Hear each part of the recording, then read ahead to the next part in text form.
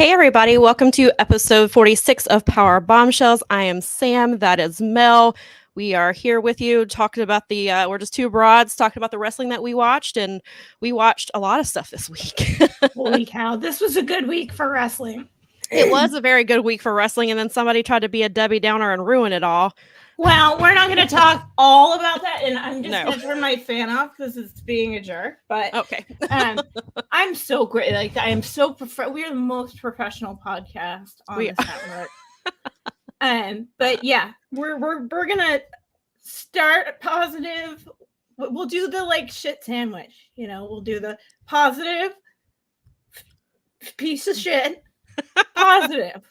That's what I was thinking too. So we're on the same page with that. Sweet. Brad is here.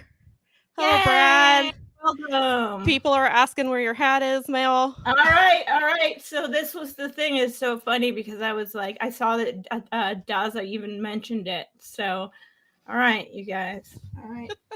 Oh, she's prepared. Look at y'all. I'm picking last You minute. bullied her into wearing a hat, or peer pressured her into wearing a hat. Oh, no, I got hats. You guys want hats? I'll get you hats. Because we actually still have a fucking chance.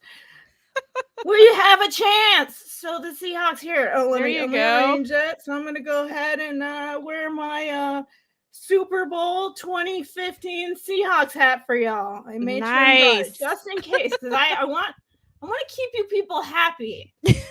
And apparently you're just going to have to. I'm glad you're here. I hope that you have 52 hats because you're going to have to. Well, I guess 50 now because we're 2 weeks into the new year. So this is why I didn't wait. I was like, that won't become a thing. And then I'm like, you know better than that because you've been going to Ren Fair for like 7 years. Right. And it's like, so you do want something one time. Now, even at the pub, they're like, why aren't you guys dressed up? We're like, we don't dress up every single time we come here. It's your thing, though. It's a special thing. Of course, we do get a huge, I'm not going to lie. We get a huge pop when we walk into that place. As you should. It's hilarious. You should. Daza has a question for you, Mel. I do not live in Seattle, but I did live in Seattle for 13 years. I tell people often I moved there in 2000. I grew up in Seattle is how I feel about it. I spent my 20s and early 30s there. The doctors are the ones that took care of me out there. I met my husband out there. We both joke because he's from the Midwest and I'm from the Northeast. And we traveled all the way to Seattle to meet each other, get married, have a business, have a life. And then as things do, it's a wonderful place. Every time Brian and Jim are on and talking about the places that I used to, like the places they live in or places I used to coach soccer in and places I used to visit and drive to. And so I'm like, one day I'll get back out there because I have friends out there. But yeah, well, that's good. But and then I know we have guests, but real quick. So the first NFL game I ever went to was a Seahawks game. And nice. We fell in love and became season ticket holders at a point. And so, Bob gets crap all the time, too, because he's from Detroit. He should be a Lions fan. But then most Lions fans are like, I can understand why you right, yeah.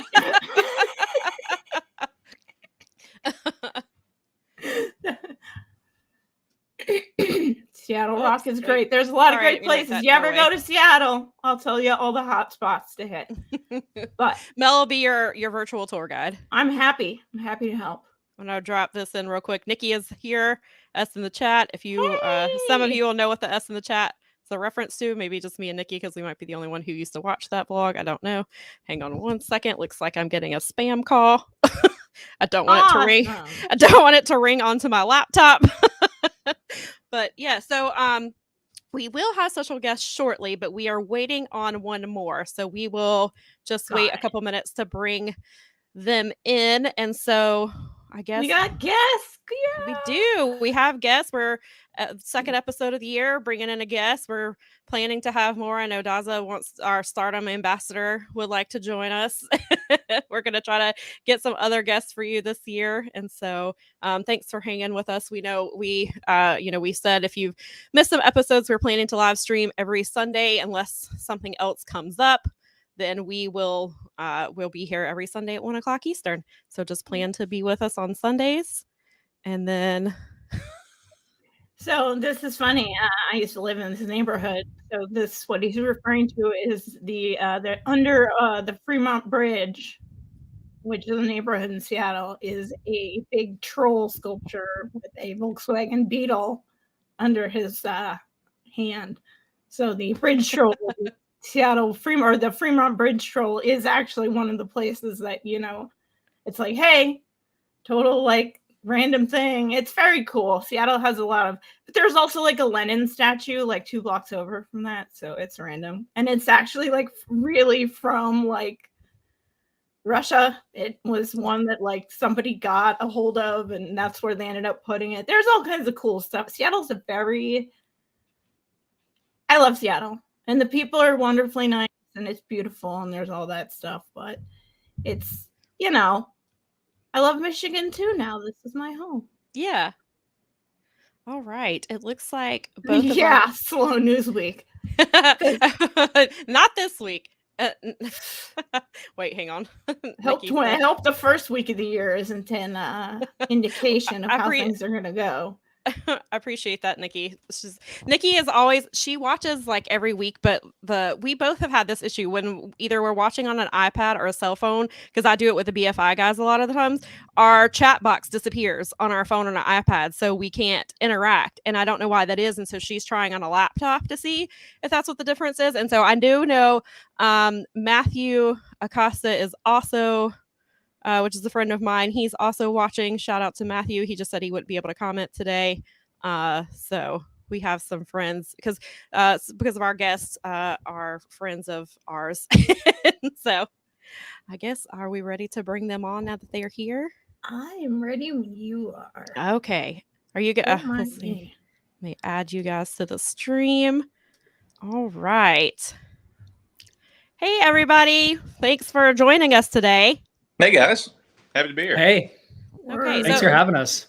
Absolutely. So I've known Matt and Adam for a few years now. They make really good vegan frozen desserts that a lot of they have the regular ones, but they also have wrestling themed ones. And they started coming to PWX, which is a lot of you, if you've watched the show, you know that PWX is my home promotion, or was my home promotion. I don't know that they're going to be running shows anymore, but that's where I met. That's where I met these guys, and it was really cool, especially for Nikki, because a lot of you know that Nikki has food sensitivities, and so it was really cool to be at a wrestling show and for her to be able to have things, because like there's some friends of ours that made cupcakes that were wrestling themed, but Nikki usually could never eat them because they had gluten in them, or soy and dairy, or usually all 3 of those. And so that's how we became friends, and then we talk to them every time we see them, and we see them now at all kinds of local wrestling shows that come in through the area. And now they have launched Title Belt Pro, which is a wrestling. It's a wrestling promotion, but it's like charity based. And I'll let them explain a little bit more about that. And so I just wanted they're about to have their first official show on the 21st, I believe. Is that correct? Mm-hmm. Yes. Okay, yeah, on January 21st. Nikki and myself will be there. I think a couple of our other friends are going to be there as well. Matthew, who is watching but is not in the chat, he will be there as well. And we found out, I don't know if I should give away the card yet. We've seen 3 matches have been announced so far. And so they're all really exciting. But you know what? I will, because Brad is here and he will appreciate it.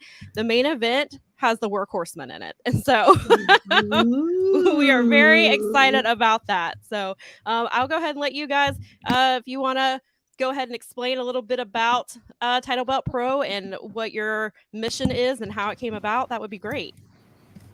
Yeah. Oh, you're cutting out a little bit. We got a robot-y situation. Oh, wait. Okay. I think that's good. You got it? I think we got you. Okay, great. Perfect. We want to make sure we get it. Do you want to go ahead and explain, Matt? Yeah. So we obviously had been going to a bunch of these live events, and we had been bringing our frozen dessert sort of as an avenue to be able to get a deeper connection with the wrestlers.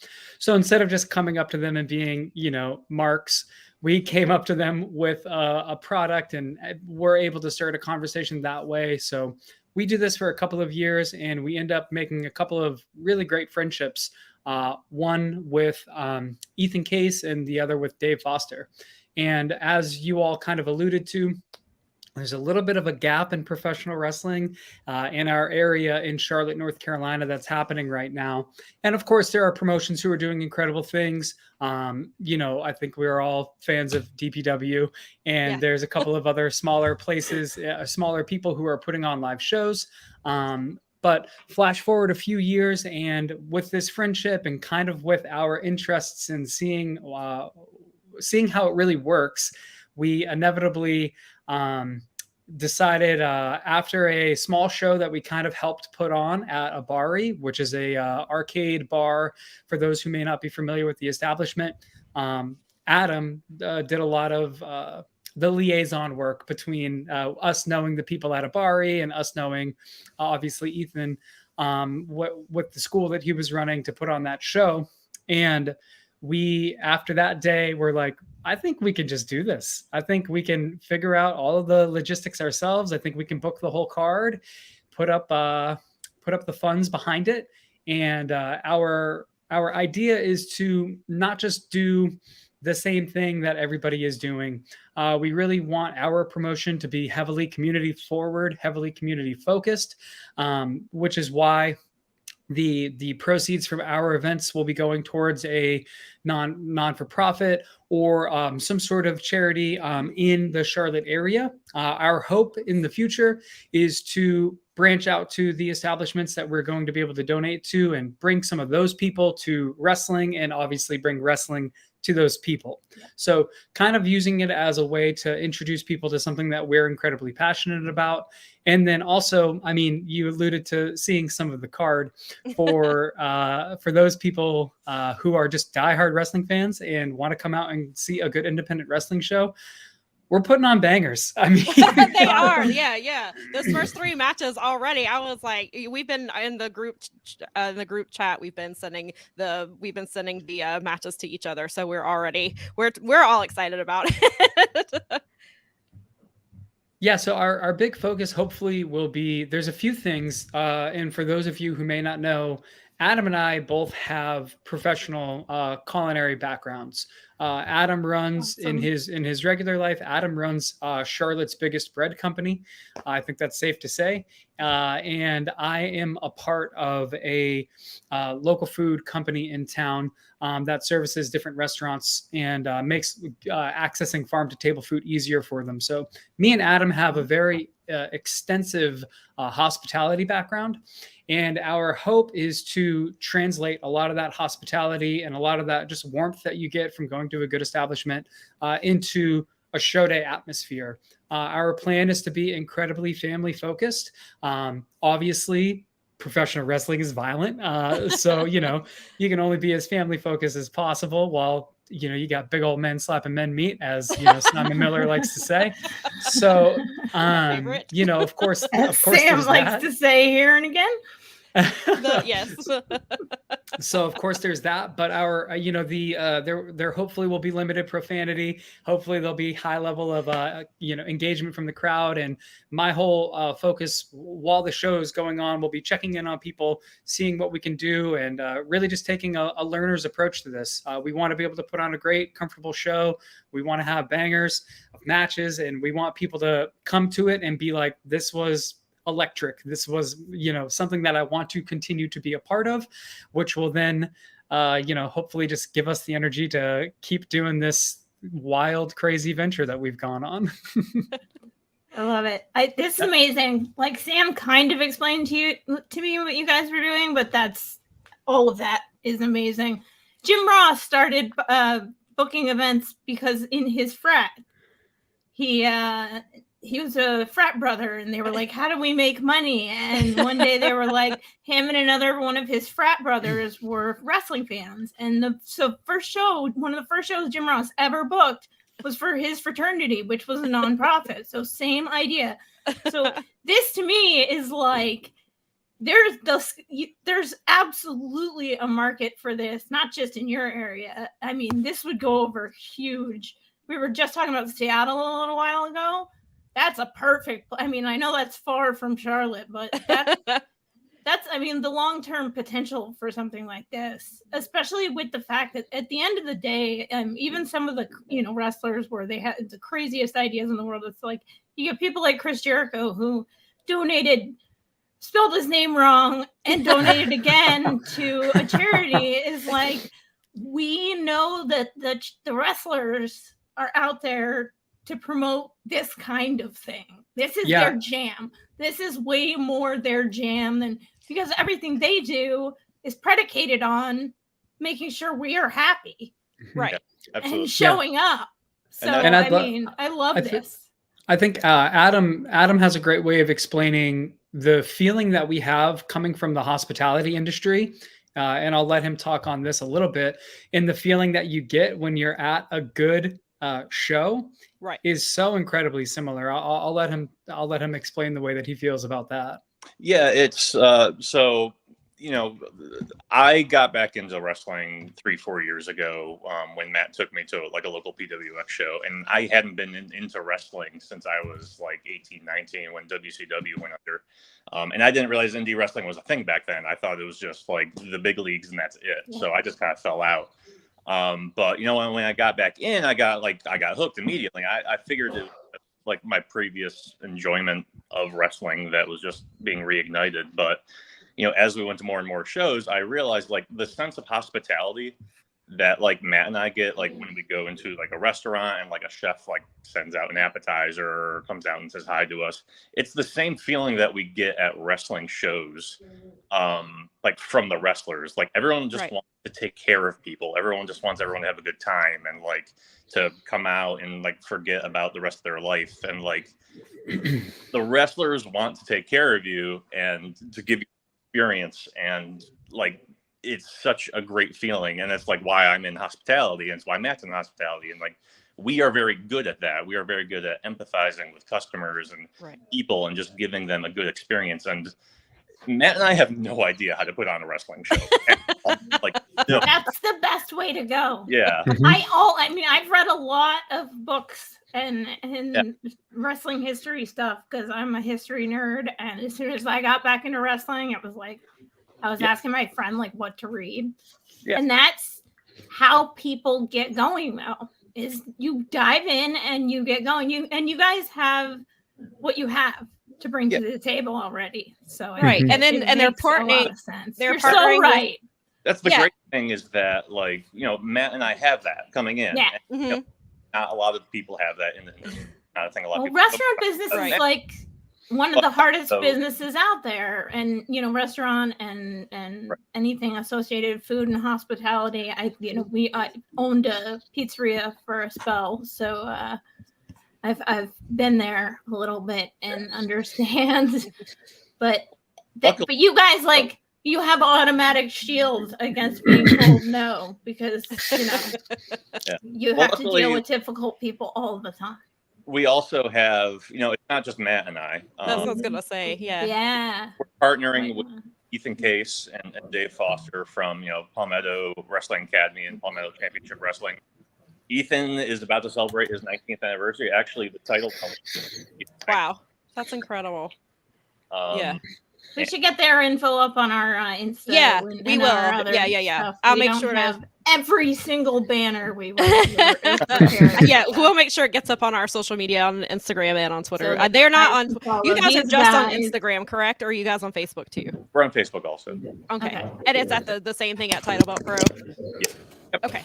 All right. I'll make sure to link all that on our social media pages so that you guys can follow them. Because Ethan is somebody that last October made 11 years since I started going to PWX, and Ethan was probably there pretty close to, it seems like pretty close to those 11 years. It might have been, maybe it's like 8 or 9, but Ethan's been in the he's been around for a really long time, and he's got his wrestling school. And I mentioned it before, I went to the show at Abari, and it was so much fun, and it was a blast just watching these kids who are they're learning this thing that we all love. And Anthony Green was there, and he gave back to these students, and he didn't have to. That's somebody coming from, you know, from a WWE background, and he just took, and he had so much fun with it, and it was really cool to see. And so I think even if a little bit of that translates over to what Title Belt Pro is going to be doing, I think that's going to be incredible, and I think that people are really going to love that. Brad is asking, will there be any way to stream the show? And he'd love to support that way. So at the beginning, so let's lay it out for Brad and everybody else who might have this question. We have got a tremendous amount that we're going to be figuring out. We will have the show recorded. What we'll be able to do with the recording afterward, we're not entirely sure. I mean, hopefully it'll make its way onto YouTube.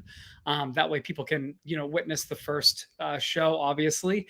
But live stream will probably be something that'll take us a little bit. We've got a lot of other little things and quirks that we'll need to figure out, you know, and really make sure that we're doing things the way that it needs to be done in the arena before we add the added pressure of technological, streaming and all of that. I mean, I remember the PWX shows that, you know, you just see people sweating bullets because the stream wasn't working. Yeah. And, I would much running around in the background while matches are happening. I don't want that to happen. I'm not going to lie to you guys. I'm just being honest. The beautiful thing about Adam and I, smart. Yeah. You know, we know our limitations. Neither of us have an ego to a sense where we would be upset with saying that we did something wrong or that something was bad. And then the benefit after that is that Adam and I have an incredible system of working together to make edits, to make sure that the next time that we do something is better. And listen, you know, these first couple of shows, they might be weird. They might be wonky. We imagine, you know, on our end, not on the wrestling end, we know the wrestling is going to be incredible. Yeah. But inevitably, we are going to iron out all of these things. And then it is going to look like, you know, something that you can't miss. It's going to be something that you want to be a part of. But that's indie wrestling. I mean, that's what makes it, at the end of the day, like, it'll probably be more fun because it's new. And your transparency and hospitality will obviously come through in the presentation, and that'll be enough for people. And because we all know that, especially indie shows, I mean, we all know it's an indie show. We're going on purpose. We know what we're getting. We know what we're doing. We know where we're going. People who go to indie wrestling know what they're doing. Right. Like, we know what we're getting into. For sure. We love it. And it's so will this show, I know you guys have already announced 3 matches so far. How many matches total will be on this first card? We're going to have a total of 6 matches on the card. Wow, that's great. 3 matches. We're trying to keep it tight. We're trying to toe a really fine line of making sure we have great matches, like high octane matches for wrestling fans, but also keeping it like short enough where it's like family friendly. You can bring your kids out and like not be out until, you know, midnight on a Saturday. We've been there. So right. So we're quality over quantity. But you know, if you guys like, we could definitely share another match with you. Yes, please. Yes, please, as much as possible. We would love to support this. I want this to work because I want it to. I selfishly want this to work because I want it to move out of your territory and creep into mine. They're gonna take all the territories. I mean, I know that. See, the good thing is, like, you guys obviously have it. You've got it on lockdown in terms of knowing, like, step by step by step by step. It's just that I want to see this in my territory in the next couple of years, like, and I love, like, it's all about like a vegan cupcake. It all started with a vegan cupcake. That's so much better than some stupid muffin. This one was the frozen dessert was what they moved in. Yeah, you're right. We totally saw turnstile cupcakes, and we're like, there was a company that had and I love it. Although it works and it transferred well. I'm very excited for this. I'm so glad that Sam got you guys on here to talk about it. As soon as I heard about it, I was like, oh, I have to have them on. I was like, I'll explain it to Mel later. But I was like, pretty much. But I trust her so much. Right. I was like, I know this will be great because there's no way it won't be. I'm just like, because she's mentioned like little, we've talked about it, but little like snippets of it. So it's been really fun. I'm so glad. Like I I can't wait to like, you guys might have to come back on and tell us how it went and like what you thought, just because I'd be curious to feel like just if you guys were open to talking about like, we ran a show and here's what we learned conversations, because I am a big like process nerd, and it would be fun. It'd kind of be fun to follow your journey a little bit. Do you guys remember the NWA Power outro where Kyle Davis is like catching fans as they're walking out of the arena, talking about, like how the show was like, I truthfully, like, I really hope to be able to do that in real time so that we can get really that feedback so quick to then be able to make those edits, like in the arena that we're going to be in. We're going to be at a brewery in town in Charlotte, North Carolina called Free Range Brewery. And we do have a limitation of space, which is why we had a limitation of seats and standing. And we're trying to find this balance of what will fill it and what will make it seem, rambunctious and high octane versus what will also keep people comfortable. So it'll be an interesting thing to, after the show, view the things that were successful and weren't, and then talk through how we fix that moving forward, because our hope is to be able to be in that space for a little bit, because, I mean, as you all know, a tight spot that has 200 people is all you need for a show to seem like it's insane. Yeah, exactly. Exactly. And you know how we are in Charlotte. We can be loud at the PWX show. So tell us what this match is. Yeah. I was hoping you'd be interested in that. Oh yeah, I absolutely am, and Nikki is too. So, and I'm sure Matthew, who's listening, he's probably very excited. So we've announced 3 matches already. We have main event, which is the Workhorsemen versus Best of the Rest. Ethan Case and Chip Day. Then we announced Sean Legacy going up against Drew Adler. Yes, that'll be a good one. Yesterday we announced there's going to be first time ever in the state of North Carolina. We got a special. So excited. We got a special clearance in Raleigh. We got Mad Dog Mayhem. That's Mad Dog Josh Powers going to up against Meltman Donnie Ray. Can't wait. Yeah, that match is going to be great. We were talking about it. All of us were talking it in the group chat yesterday. We were like, oh my God, Mad Dog Mayhem is like another level. He's fantastic. And so him with Madman, with Meltman Donnie Ray, that's going to be good. I can't wait for that one. Yeah, and then we're going to be releasing this later today on our Instagram, but we'll announce it here first. I appreciate that. So we have probably, I'd say, the premier tag team coming out of the Palmetto Wrestling Academy right now. It's Team Flex. So it's nice. D'Angelo going up against the Reality. Oh, fun. Yeah, so if you are DPW watchers, you are very familiar with the Reality. You know who that is, and so that'll be a good one. Yeah, because Team Flex, I saw they were at the Abari show, correct? Yes. Okay, I thought that's where. Yeah, they were really good. I'm excited for that. I'd say I wish I could go to this. She's gonna be like a long drive. She's gonna be like Instagram live from Powerbombshells. Seriously, I mean, Sam, how's it going? Is it fun? Is it fun? Yeah, that's gonna be awesome. And I guess we should talk about what this will be. This show will be, I guess, helping out with, or the charity that you guys are gonna be helping with this show.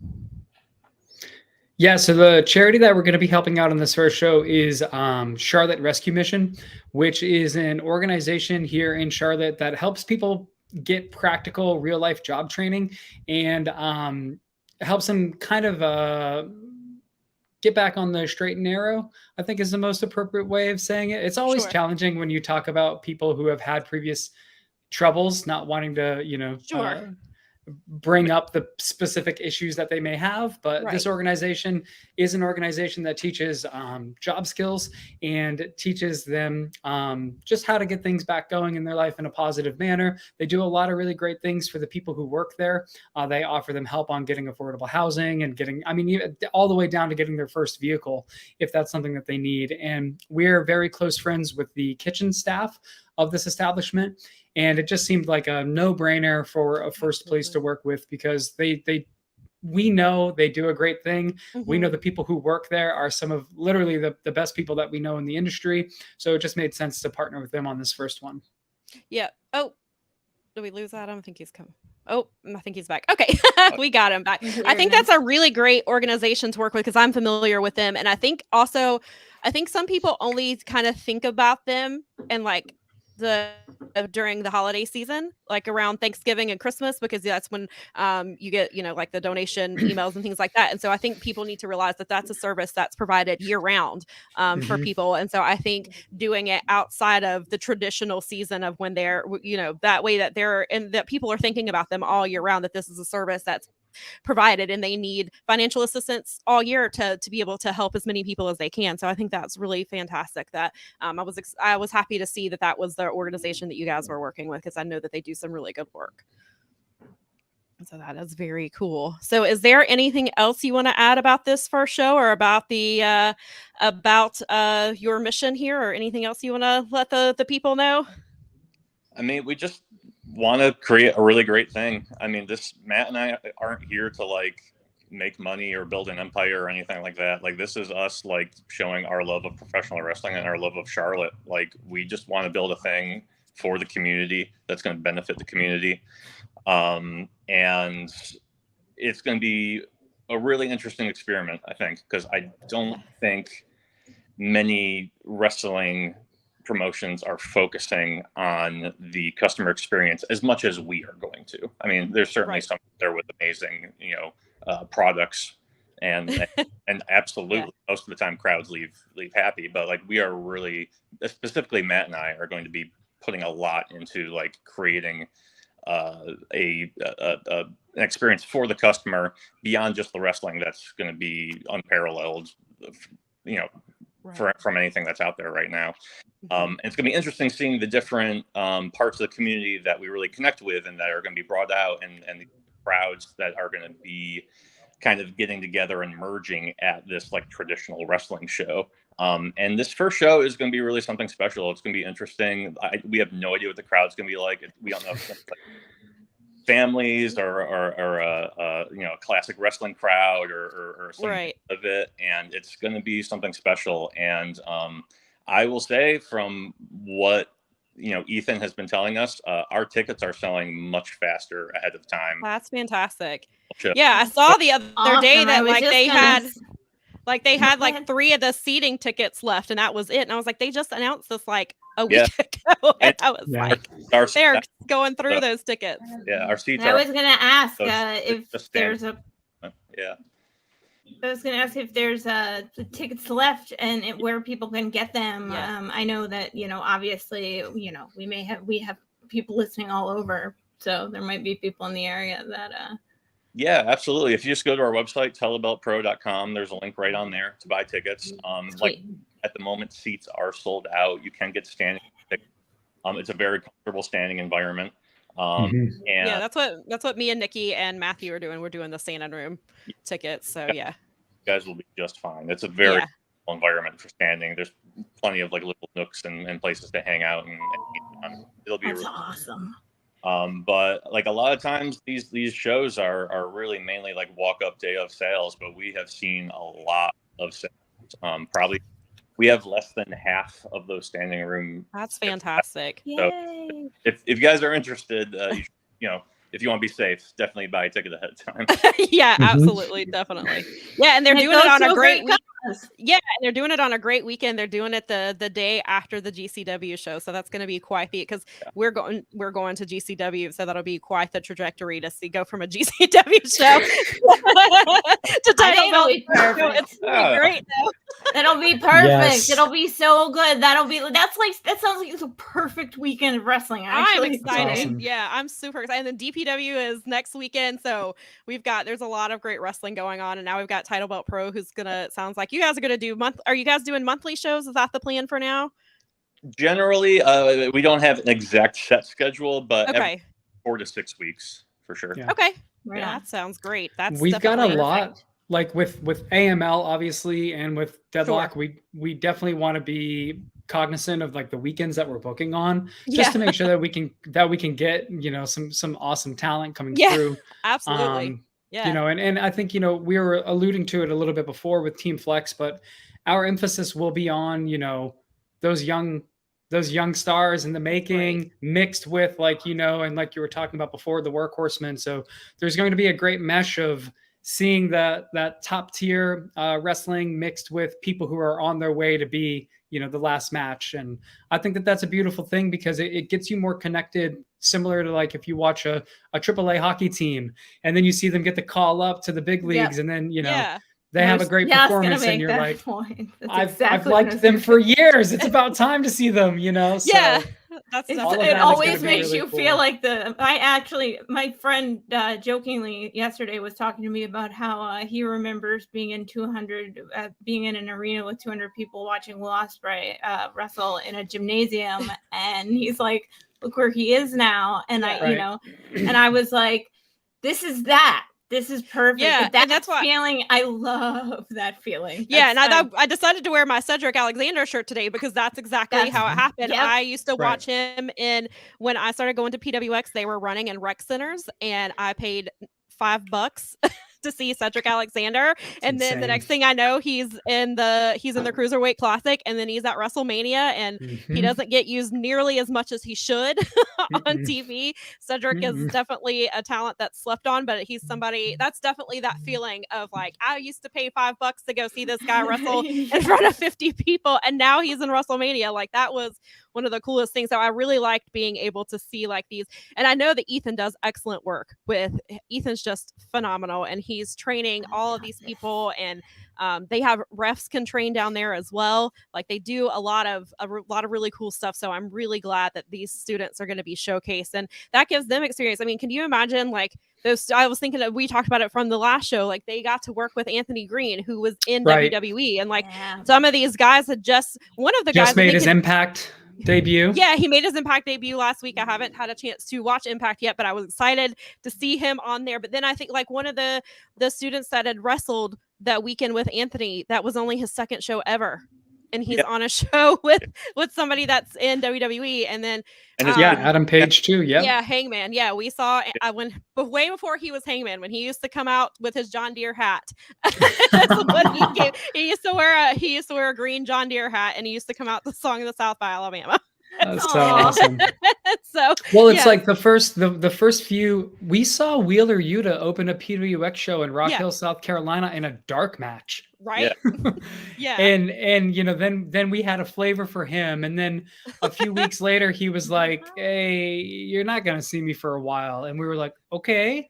And then all of a sudden he's in the Blackpool Combat Club. I mean, it was literally, we saw him in a rec in Gastonia in front of maybe 175 people. And then you see him in the ring with William Regal, and you're like, what just happened? Yeah. What? Oh my God. Yeah. When Nikki and I saw James Drake got announced for, I think he was wrestling it was Keith Lee, when he got announced for the Keith Lee match. Nikki and I were actually standing in line at Walmart, and I saw it, and I was like, Nikki and I were like freaking out. People were like, what's wrong with him? I was like, our friend is wrestling Keith Lee. Right. That's awesome. So it's a really cool feeling. And just to see how much they grow from like their very, very early days, and to see like where they go from there, which is a really cool thing. And then, and it builds a community experience, like, which is what you guys are trying to do. And I think that's really phenomenal. And then, because we know how the wrestling community is, they can be, the good side of it can come together and can do a lot of good when they want to. And I think having a promotion that's already based in that, and then you're attracting these people who want to be a part of that, like, and bringing in talent who want to be a part of that. Like, I think that's just phenomenal. And I'm really excited to see where this all goes. Absolutely. Thank you guys so much for having us on. Absolutely. Thank you for coming on to talk about it, and definitely come back around and tell us how things are going at some point. Because we would love to have you. Absolutely. I know Sam will keep me posted on all of this. This is so super exciting. I'm gonna have to live vicariously through her, and she's gonna have to talk to me. But I do want to hear, like, I would be very interested in the future to kind of hear, like, what do you guys think? Where are you at now? Because that stuff's fun, and if you guys are willing to share, absolutely, anytime, absolutely, you're welcome back anytime. Right. So thank you guys so much for joining us. And if there's and make sure go get your tickets if you're in the Charlotte area, because they are going to sell out soon, especially because this match announcement that we got today is going to get announced. And That's so right. that's going to sell some more tickets. And there's still 2 more matches to go, right? I guess after that to be announced. So yeah, so you better get them fast because the show is January 21st. So it's coming up very soon. So make sure that you get your tickets. Follow Title Belt on Instagram. We'll get the Facebook link and the website link. We'll get that up on our social media as well. And make sure, even if you're not in the area, please follow them. Give them your support there. Spread the word about their matches. Put them in your Insta stories and stuff like that. That'll be super helpful. I know they're not on Twitter, but that's where I live, so I'll be posting about it. I'll be posting stuff about it on Twitter so that you guys who are on Twitter will see it too. But yeah, so we're really looking forward to it, and I'll definitely be reporting back on the 22nd when we live stream. So awesome. Awesome. But thanks again so much for taking the time to hang out with us for a little bit today. Thanks, guys. Have a good rest of the day, y'all. Thanks, you too. Thank you. Right. Boop. All right. Wow, that's really cool. Yeah, I'm really excited. I can't wait. You should be. Yeah. Now I'm even more excited hearing them talk about it because I was like, I knew a little bit about it, and then like the more that they've talked about it, it's been really cool to just see them, and they're great people, which we love, supporting great people, especially in wrestling. So I'm looking forward to that, and I definitely will report back on the 22nd and let you guys know how that went and. Keep you guys posted, but yeah, definitely follow them on social media so you can keep an eye on what they're doing. But yeah, so that's awesome. So I guess we're gonna switch gears into not as exciting. Now you have to like drag the thing down and talk about jerk face jerk. We'll try to. Maybe we can keep this. Maybe we'll keep this to a minimum. Well, I mean, we're already. We don't want to be too long anyway, and we got a lot of. Yeah, there's a lot of cool wrestling that happened last week. That should be the focus of what we have to talk about. But because he is who he is, and we've talked about him every other time he's done something, we do have to talk about Vince McMahon. And he messed everything up. It messed his wrestling up because he's the biggest name in wrestling. So yep. And of course, we're talking about Vince McMahon deciding that he is coming back. He forced his way back. I want to be clear, like that he did. Yeah, he forced, like he literally put in writing that. And what's interesting, it's funny, but not a surprise, is the 2 people he brought with him, Michelle Wilson and George Barrios. He previously fired them because they didn't want to sell the network. They wanted to keep the network where it was. They wanted to add in indie stuff and grow it that way. And he wanted to sell it elsewhere. And because they disagreed with him, he fired them. He gave some fluff reason. They were seeing things differently or whatever crap it was, but it just came down to creative differences. They didn't fall in line. So he got rid of them. They didn't do what he wanted them to do. Yep. And so then he sold the network to Peacock. And that's where we are now, but he brought them back in so that he has automatic yes people. Which is exactly why he brought him in there. Yes, they're co-WWE presidents. So I guess on the one hand, like if Stephanie and Triple H or Nick Khan, if any of them leave, or if my fear is that Triple H is going to be put up for a vote and he's going to get removed, and they're going to, that's what I think is coming. But he has George and Michelle who will automatically vote for him. They'll vote on his side, because you kind of had, people have made the point, like you have this side where it's the 3 of them, and then you've got Stephanie, Triple H, and Nick Khan who will probably all be on the same side, and then you've got, I think there's 2 other board members now, because 2 board members, when he came back, two on top of the 3 that vacated, 2 resigned. 2 just resigned straight out. Yeah, so they lost 5 board members on Friday. Right. And so as of right now, they're at 8, which I believe from what Garrett says, they only need 8. Some people will do up to 12 to have diversity, but it's WWE. So we'll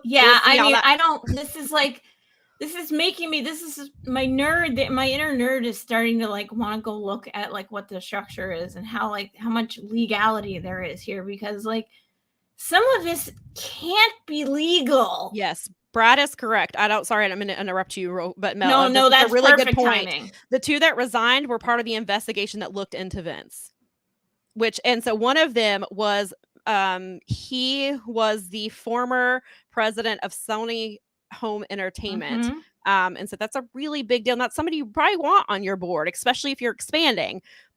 So it's interesting. And trying to do media rights. So why would you fire someone with Sony? Well, they resigned on their own, company. and so those Yeah, were the ones that resigned on this. So I think it's because of what they saw, they and probably what they still know. And people made the point maybe they are going to be the scapegoats for the leaks that are coming out, because I think most people assume the leaks are coming from, Stephanie, Triple H, and or Nick Khan. But now with these two gone, they can be like, oh, it was them.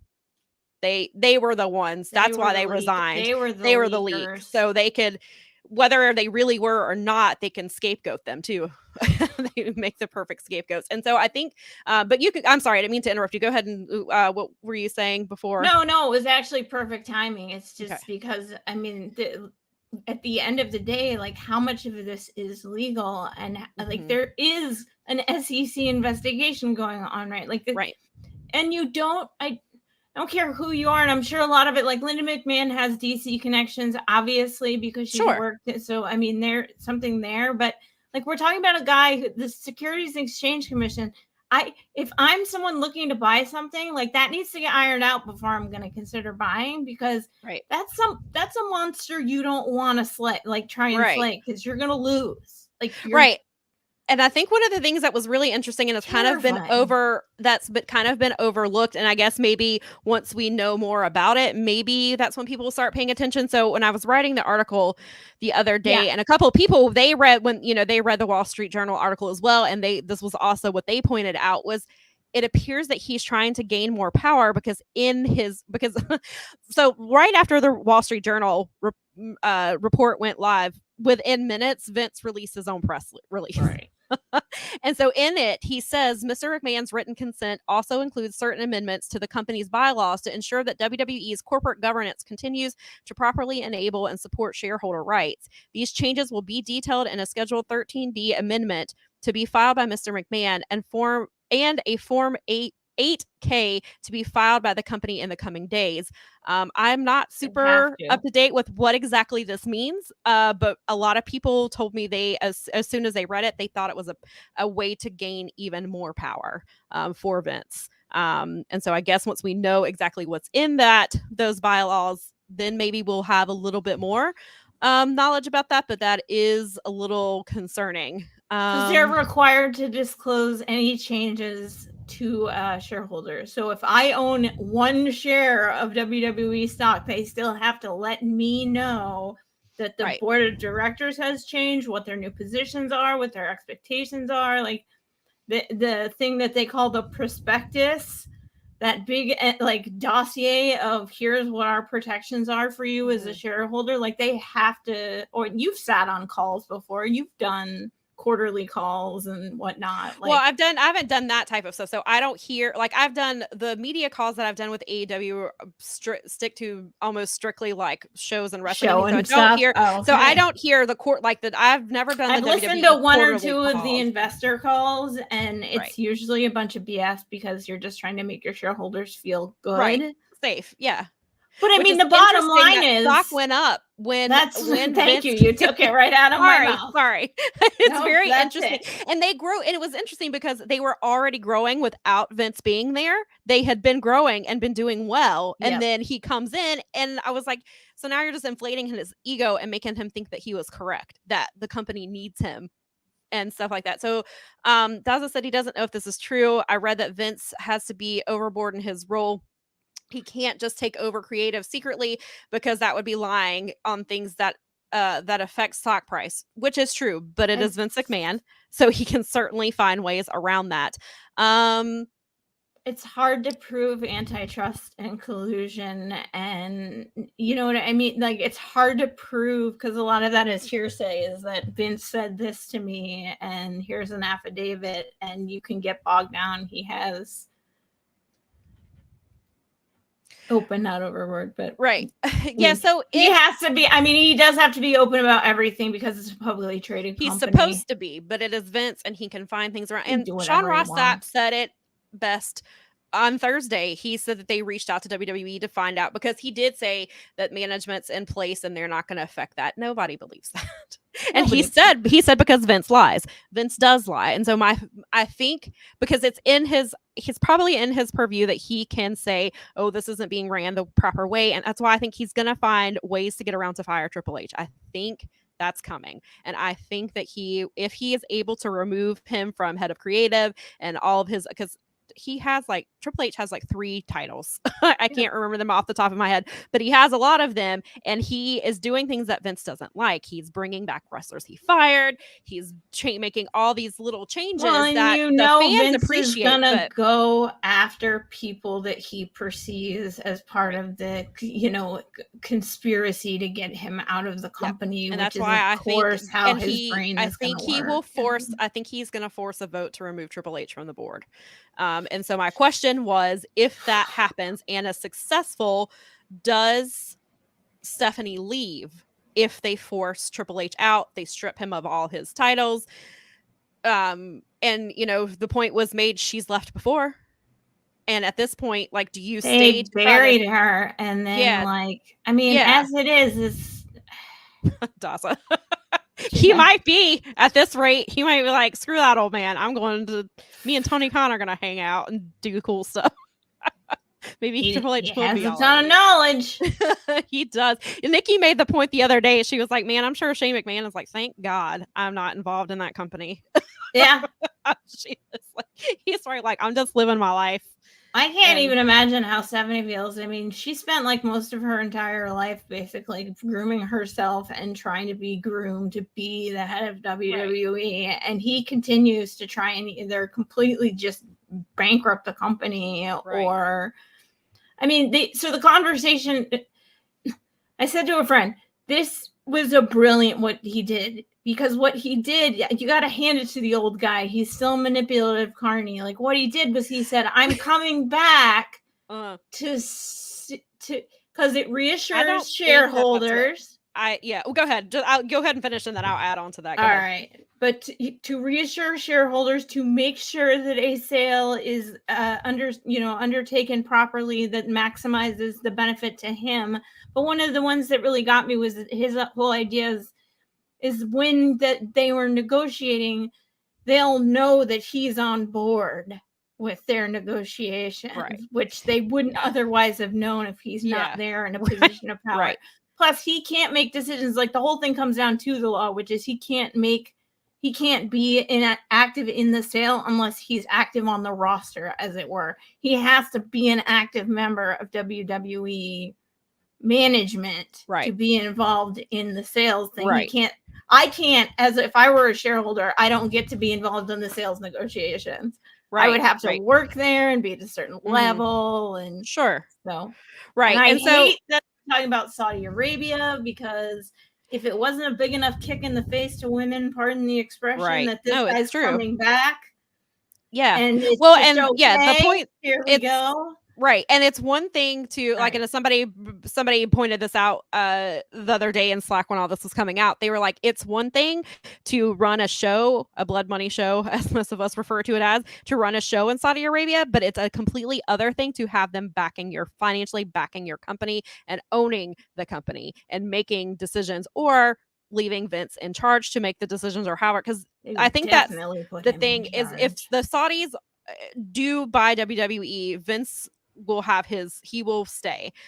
Because so the argument has been, if they really were trying to sell WWE, Vince is running the risk of being removed. He will lose all power. He will not be a part of anything WWE going forward. So a lot of this seems like it's a guise. He's not really trying to sell the company. He does not want to sell the company. He wanted his job back because he had regrets about resigning, and he thought he got bad information. This is his way back in. And so yesterday, Variety posted an article about, how he's wanting to sell the company, but last summer would have been the time to sell the company, not now because of all the companies merging and things like that, which is correct. But what Variety is missing is Vince McMahon. Vince McMahon doesn't think as I tweeted yesterday, he is a carny at heart. He does not run businesses the way that a lot of other people run businesses. He is mad that he had to resign. He has been, since the day he resigned, he's been looking for a way back into that company. And that's how he does it. He got 2 people that were former presidents of the company, so he can get away with, they're presidents. They can help out. They know they can help us with the media stuff. They helped us launch the network. They can help. But what it is they're yes people. They're people who will always side with him. He said, I will not approve a sell if I'm not made executive chairman. So they made him executive chairman.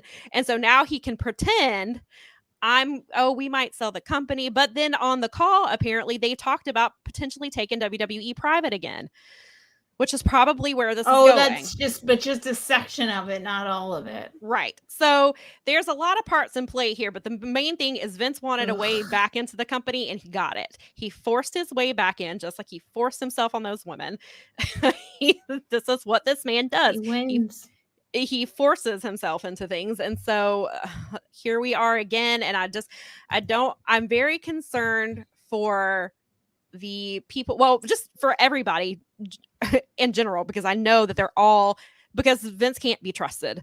Their world as they know it is going to be shaken up. I think he's going to fire Triple H. I think he will fire people. He might fire HBK. HBK is Triple H's good buddy. He helps with NXT. And we saw look what NXT 2.0 was. And then what it became once they started, it was just, it'll go back to that. Who knows what the hell's going to happen to women's wrestling? And I have said this the other day, Mercedes Moné looks smarter and smarter by the minute. Smartest woman on the planet right now. Yeah, I really, really hope that Trinity is not going back. That's been the rumor, is that she's expected to sign, but she probably, if she was going to resign, it's probably because she didn't think Vince would be back in any capacity, and now he is. So does that change where she's, I don't know if she signed anything. Can she back out of this deal if that's the case, if there's a deal even in place? And then, the BFI guys brought up Matt Cardona, if he was thinking about going back, he might want to reconsider. Chelsea Green's probably going to debut in the Royal Rumble. I mean, so you have, and one of the first people I actually thought about was Bray Wyatt. Bray just came back. He's in the little storyline. We're leading to, some stuff. We've got the Uncle Howdy character on TV. They're going to have the pitch black match at Royal Rumble. But and somebody made the point too, that if they're going to sell the company, they're going to start releasing people from all over the company to cut costs and things like that. Yeah. So I think the first people that are going to be fired is everybody Triple H brought back. Because he's pissed at him. He's mad that he brought back the people that he doesn't like. So he's going to fire Bray. He's going to fire, Dakota Kai. William Regal. Well, that is, I'm very That was the first one I thought. Or William's son to get back at William Regal for going to AEW. He's such a vindictive, petty person. I don't put anything past him. Maybe you're not wrong. I mean, and I think, Bronson Reed just came back. All these people just came back, or they're on the verge of coming back. And I think I feel like those will be the first people. I don't know that Johnny Gargano will be part of that because his contract just expired, and then he took time off to be a dad and things like that. And then he came back. He tweeted yesterday, I'm not going anywhere though. Right. Oh, did he? Okay. I saw yesterday or late last night or this morning, I saw I'm not going anywhere is all he tweeted. Interesting. Daza, I've wondered that too. I think there's still stuff to be leaked. Even with those 2 that are gone, they could be the ones to leak it. Let me go back into some of these comments. So Daza says WWE got sold. I wonder if Steph has enough interest in wrestling to stay in the business without the idea the company would be hers one day? Yeah, that's a really good question. And because of everything that she's been through the last few years. And then somebody has also made Her the point. husband nearly died. That's what I was about to say. That's been brought up too. Triple H's health this is probably not great for his heart.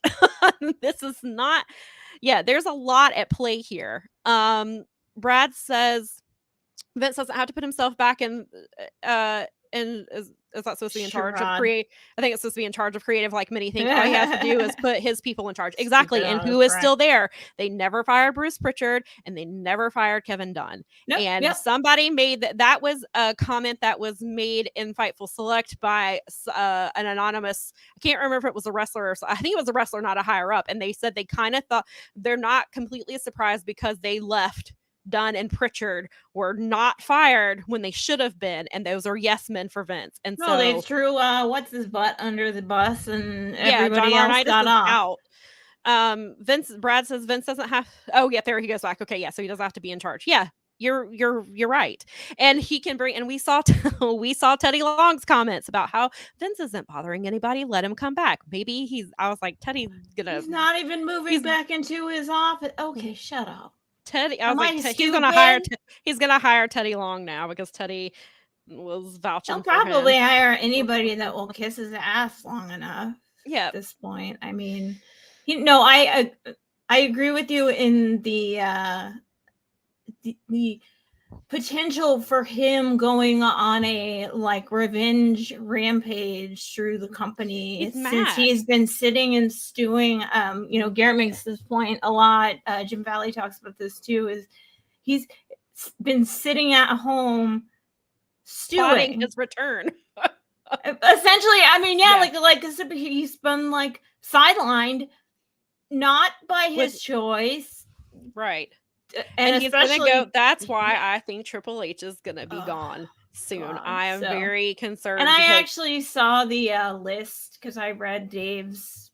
He had to scramble because that was the night that is the night he writes the Observers, the night that story dropped, and you pulled all that stuff into the first part. But once I saw the list of investors, after the fact, I was like, you know what?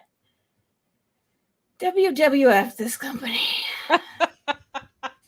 I'm done.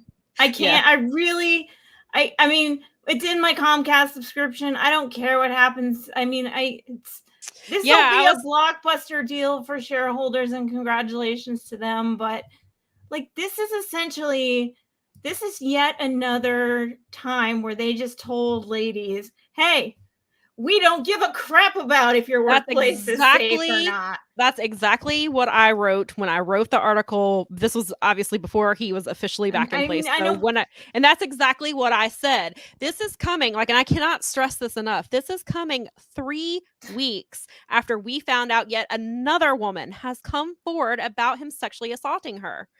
That keeps getting lost in all of this. The reason why Vince left in the first place is because of things that he was doing to it. And this is what we know about. And then you throw in the stuff that was talked about on the Vince documentary. We know that he probably paid off some people so that Jimmy Snuka didn't go to prison for murdering his girlfriend. He clearly, we saw what happened with Owen Hart. He continued the show and all of that. He's done all of these awful things. And these are just what we know about. And I think there is so much more. I do think there's more information that's going to come out because I think they have to protect themselves. I think the board. I would. I mean, at this point, why not? You have to try to salvage the company. It's literal. Hey, Raw is war now. Yeah, for really. Yeah, and so it definitely is a huge business war. It's and just going back to him coming back off of this, because my article is still up, so I'm going to read my own work. No, that's okay. It was a good article, and I was going to plug it anyway. So. Thank you. Yeah, it took me, it's 1,200 words, and I'd apologize to my editor in advance for making him read all that, but I was trying to put how we got here and all the stuff that came out because it didn't, Vince added his own part of it, then we got the select information. But basically, I was just saying, Vince does not care about anybody but himself. He will probably sacrifice his own daughter and her husband to, to make the company what it is, and obviously also he for doesn't care revenge. about her. But he doesn't. This just shows you that WWE does not care about women. They want us as a viewing demographic, and that's all we mean to them. And they want our dollars. They want our money. They want us to spend. They want us to buy merch and buy tickets and things like that. And so, they don't care about us as women. Daza. It really. So you mean the screen needs to go black? Is that what you're saying, Daza? We need to hear some Journey, and then it fades to black. I'm in. So Brad says AEW has a great run of shows. New Japan had a killer week, or Wrestle Kingdom, I'm sorry. And all the people are talking about is Vince and WWE, and he knows how to draw attention from others. Well, and what happened the last time? The day, and Nikki and I talked about this as well. The allegations came out from this woman, and the next day Mandy Rose was fired. Wow, it's such a this is such a strange coincidence. Daza said, this is why we need your show, because I've not seen other podcasters and YouTubers, etc., saying the implications when it comes to women. Thank you, Daza. Yeah, thank you. We truly appreciate that. And that is why, they don't want to talk about that. Not that they don't want to. It's because there's so much information out there with what Vince is doing. And this is on brand for everything Vince has ever done in his career. And so it's easy to hone in on that stuff and then forget the other stuff and how does it even affect the women that work there now? Like, we know what Vince has been doing, and is he going to do that to these women if the Saudis get involved? What does that mean for women? They don't care. That's the problem. Is that you've got why the Saudis are a perfect buyer because they don't give a crap that that's like normal behavior in the kingdom. Like, that's fine. That's totally acceptable. Right. Exactly. Those women wouldn't have been working in the first place in the kingdom, so don't even worry about it. And so what happens? What if the Saudis do buy WWE? What happens to women's wrestling in that company? What do they look like? How does that get presented? What do they wear? What do they say? What do they think? How is the culture? Because if you're owned by someone, their culture is going to dictate the company's operations regardless. Like, there will be rules that come from the ownership no matter what. Absolutely. My husband has been involved in being a manager when another big company bought a big company that was he working with. So I worked at he worked at GameStop when EB Games when GameStop and Barnes & Noble bought them, and the big transitions that come. And it's like, they always tell you, oh, nothing's going to change. And then the first thing they go and do is they change all the rules and they fire a whole bunch of people because payroll is the biggest expense in a company. Yep. Yeah. And so if you are working under the guise of you're selling your company, then it's easy. Like, they fire people in a pandemic for budget reasons. And so they're going to easily, we're selling the company. We gotta start making some cuts. So we're going to cut everybody. Triple H. Gotta lean it up. Yeah, exactly. Daza says, yes, Steph needs to arrive late for dinner, and Don't Stop Believing plays. And then Vince looks up and the screen goes black. Nice. It's going to be Shane. You just got pushed too far. Brad said, if Saudi does buy them, if they offer big money to a wrestler to sign or re-sign and the wrestler doesn't want to, I'd be afraid for their life. Brad, you're not wrong. That's not wrong. In the words of Bobby Fish, where's the lie? So we have a comment here, and it says, John Pollock made a point to mention the allegations as being almost looked over or lost in chaos and information overload, while they should and do remain at the root of this whole situation. Yes, that's exactly right. Paid $12 million. No, it was 19. It ended up being 19. Okay. To worst. Yep. That's right. I thought that. Okay. Yeah, it ended up. The board, as they continued investigating, which actually dissolved, and so we don't know. And I thought about that the other day. We don't know what was in that report. We don't know if it will ever be released. I'm thinking it will be now. I think it could potentially be released leaked. Now. It could be leaked, probably by the scapegoats. I'd be leaking the crap out of that stuff because there's no obligation under the law for them to release the findings of their results. Right, exactly. They don't have to, but the board members who left could potentially send some information if it's them, or it could be the 3 that we think or it they is. could just start talking to journalists. Well, right. And I was like, if ever there was a time for NDAs to go away, Oh, I love that rule. I don't know that they can. I don't know all the logistics I and hope that passes. the laws and stuff. But if there's any way to make these NDAs go away, then this would be the time for that to happen. So this information can be brought back to the forefront, because this isn't about, I mean, yes, in a sense it is about Vince coming back, but he's coming back because of the reason he had, and because he resigned because of the things that he did to these women who were some of these were employed by him.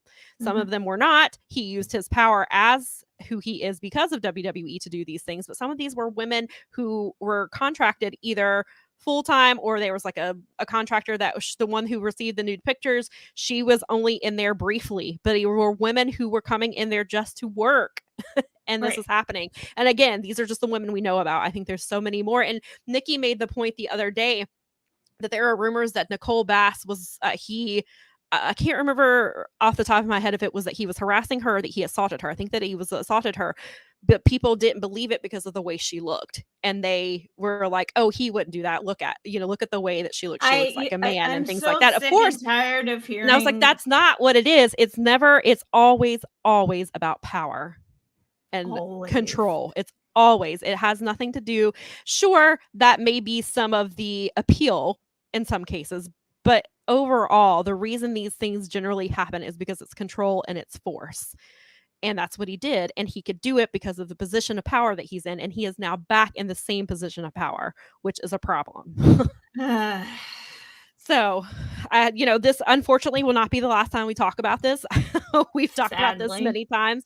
Hopefully when we talk about this again, maybe more women will have come forward. And just because they doesn't take away what he did to them. I'm sure there are plenty of women who are not comfortable with coming forward, which I completely understand, not wanting to relive all that, especially because of the way Twitter acted. People were trying to find out who some of these women were, and it's not their place to do that. And we saw how Heidi was treated after she came forward about what Ric Flair did to her on that plane and how people treated her.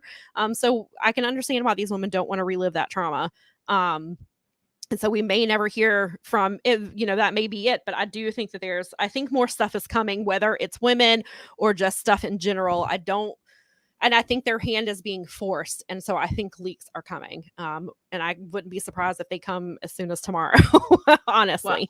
Well, yeah. I mean, because you want to disrupt the market. It doesn't matter on the weekends. No one's paying attention. Right, exactly. Yeah. And I mean, it's the deadest time of social media. Like no one's trying to avoid their job by scrolling Twitter or Facebook on Saturday and Sunday. Yep. Well, and the football playoffs are on, so they're not paying attention to that.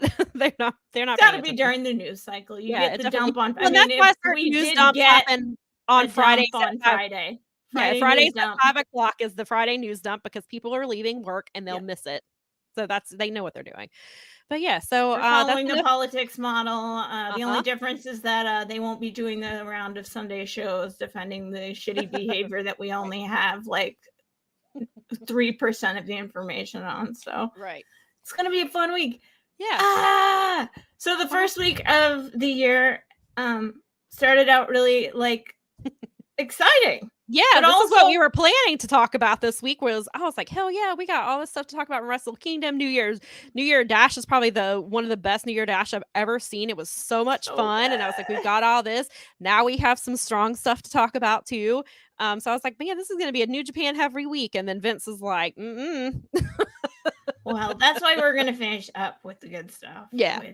So that's enough. That's enough of the Vince portion of this show. Yeah, that will end the. And thus concludes the Vince portion of the show. We are now moving on to New Japan. New Japan Wrestle Kingdom 17. So awesome. God, it was so good. It was so worth getting up for. Did you guys watch live? We did. We didn't watch the pre-show just because we were trying to get in a little bit more sleep. I do want to go back. We do have plans to go back and watch it. So we started with the main card. We got up like 15 minutes before the main card started. And there were lots of people who were up watching, which was really cool. It's always really fun to chat with people. I ended up being asked the night before if I could write a reactions piece to Mercedes. So I did have to do that during the show, which is a little, it kind of takes away, obviously, 'cause it took me, I was finding things and like that. So I have to go kind of back and maybe rewatch a couple of those matches. Nikki and I actually just talked about rewatching Wrestle Kingdom anyway, because it was so good. But yeah, so you ended up watching a little, did you watch any of it in real time, or did you just end up watching it? I stayed off my social media for the whole morning. Congratulations. I stayed off of it. It was wonderful. I did such a good job. And actually, it was a little bit relaxing. I mean, I try to unplug once in a while on purpose, like where I'm like, I'm not going on social media today just because it's good for my mental health, and I'll take a day or two off. Right. Know your limits, just like the boys were saying earlier. So, but I was really good and I stayed off, but I did watch the whole show. So that's like Cool. so I got up and I had my coffee and made sure the dogs There you were all go. taken care of. And I sat down and I watched it at my own pace. And did you end up watching the pre-show? I watched the pre-show. I enjoyed the pre-show. I wasn't like about it. I haven't heard a whole lot of people talking about the pre-show, but what I did hear was that it was still pretty good. And so I think it seemed like people who did watch the pre-show enjoyed it. It was fun because it was fun to hear Gino. The biggest thing for me was that Gino Gambino's back. Yeah, I saw the day before that he was back because he was at the one of the things that they did this year was a Wrestle Kingdom package, where one of the things was you got to go to Toriano's restaurant and have lunch, and there were some people there, and so they knew like Kevin Kelly was going to be there, and Chris Charlton, Rocky Romero ended up being there, and then the big guest ended up being Gino, and so that's how everybody found out that Gino was back. And we've talked about it before, like I never thought I would miss Gino. When he first came in, I was not a fan of him. Nope.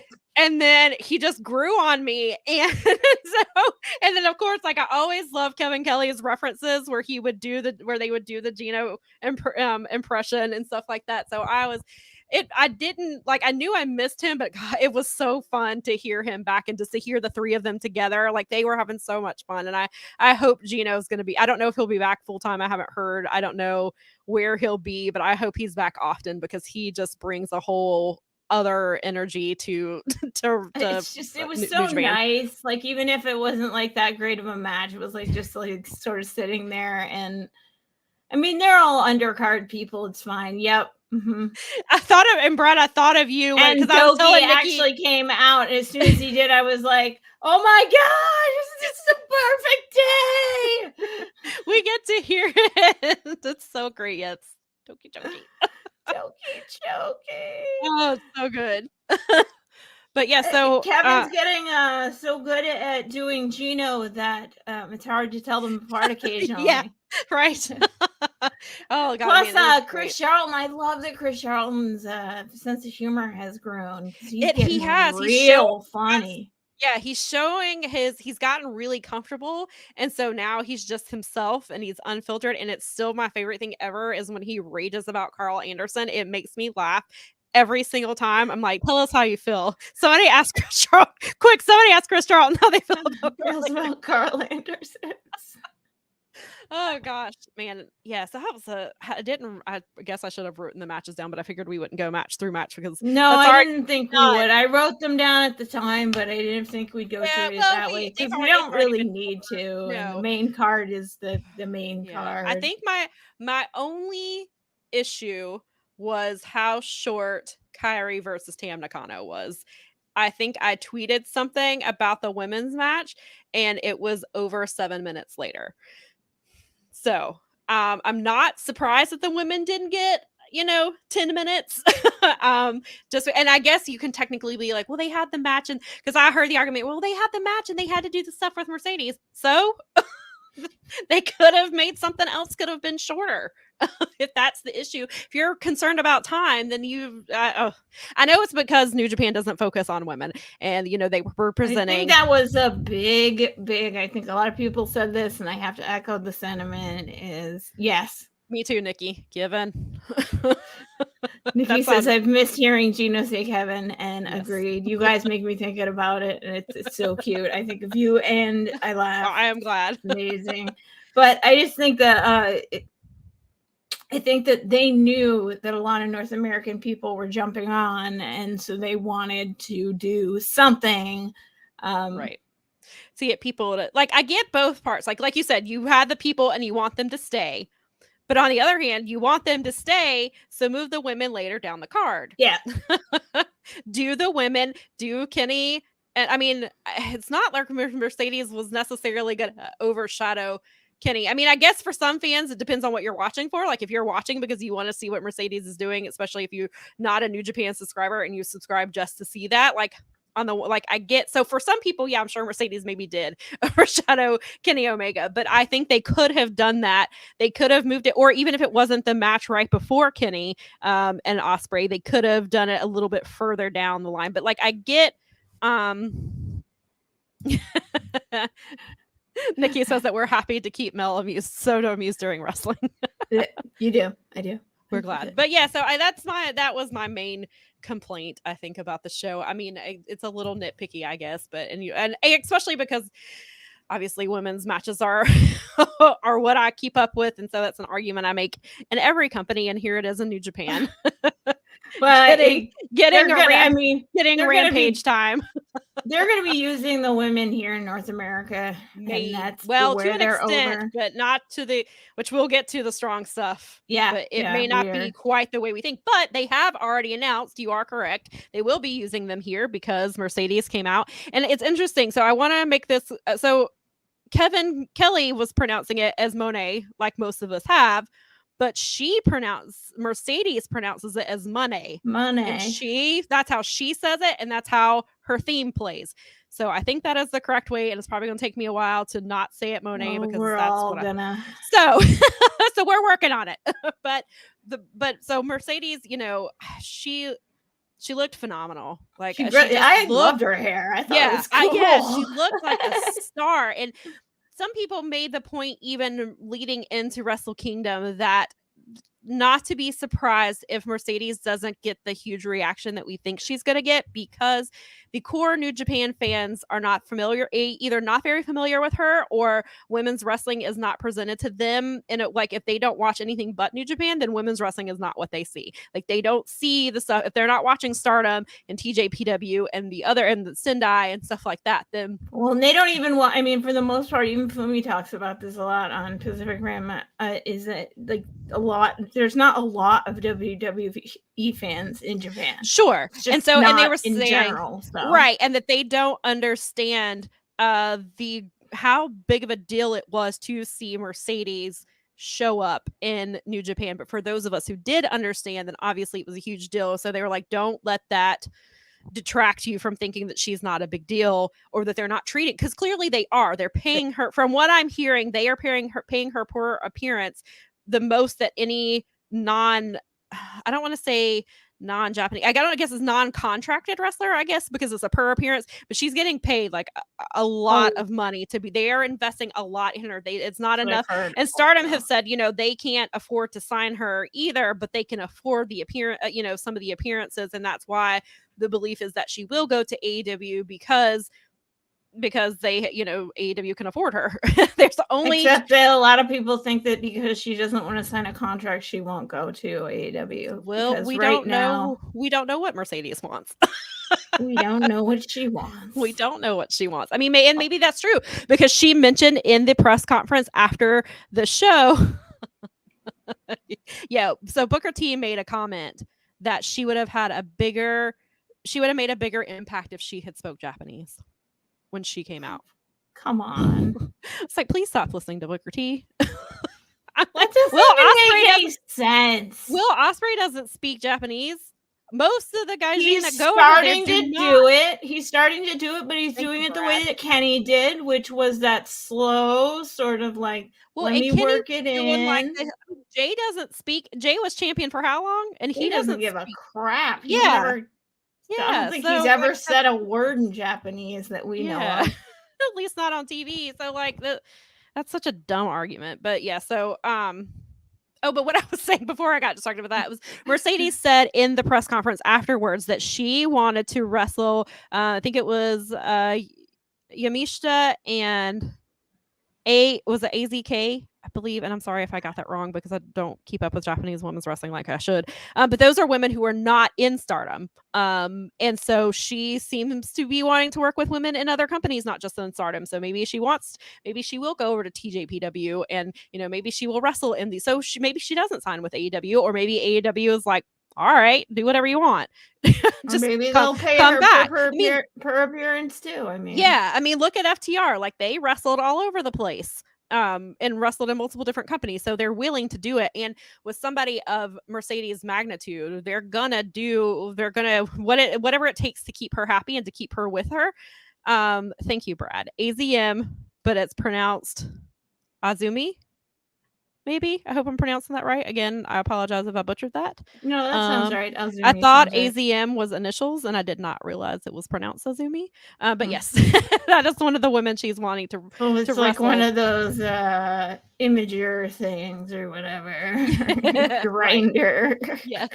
Yeah, exactly. But yeah, so I'm excited to see. I don't want to spend we're going more with New Japan stuff on this, but I do not think that Toni Storm is Saraya's partner. I think this is a cover, and I think something is going to happen, and it's still going to be Mercedes. They're certainly like trying to sell it that way. I think that my feeling on like the Brit comment is not necessarily that she knows or doesn't know, but that how, because she said she's the boss. I think that she probably did that because if Mercedes does come in, it makes Brit look like, oh, she knew the whole time. But if she it's innocuous if she doesn't. I don't think there's all this hype for somebody for it to be Toni Storm, and that's not to take anything away from Toni, obviously. But they started plugging it. They started plugging it a month ahead of time. There's been so if it's not, and that's not fair to Toni. If it is Toni in this match, I don't think that's the case. I guess I could be wrong. But I still feel like it's going to be Mercedes. And some people have made some people have made the comment that they think that Shida is going to take out Toni because Saraya just said, well, I have the best wrestler in the world. And she was like, Toni, you're going to be my partner. And Shida's just sitting here like, what the fuck? Why am I even here? How dare you say that Toni is better than me? So I don't know that. I mean, I guess it would technically be a heel turn, and maybe some people don't see her turning heel, but I feel like, it could set up a feud with Toni and Shida that gives them something to do. Why Saraya, Britt, and Jamie, and potentially Mercedes are doing things.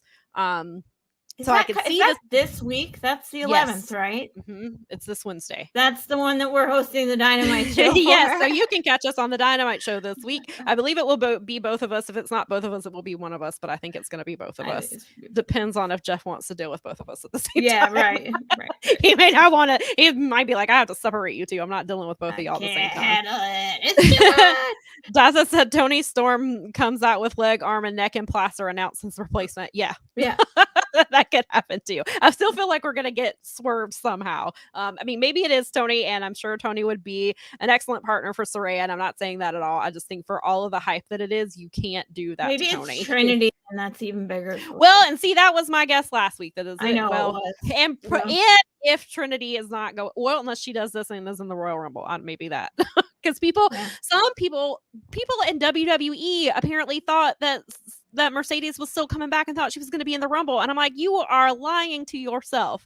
She's been gone since the summer. She was not going to be at Royal Rumble. What the hell are you talking about? Guys, when she was gone, she was gone. And now she's really going to be gone, especially if Vince is there. Yeah. She's not coming back, and hopefully she has Hollywood money now. Hopefully Trinity is not coming back, and if Trinity comes back, I hope that she gets paid well. I hope she gets a WrestleMania moment. I hope she gets a title run, a real title run. I hope she gets everything that she didn't get before. I hope she gets to be in the bloodline. If all of those things come back, awesome. I hope she gets all of those things. So I'm really interested in seeing what Mercedes is doing next. Mercedes obviously, she has announced her first match in New Japan will be taking place February 18th at Battle in the Valley, which is in San Jose, which is fun because that is Bailey's hometown.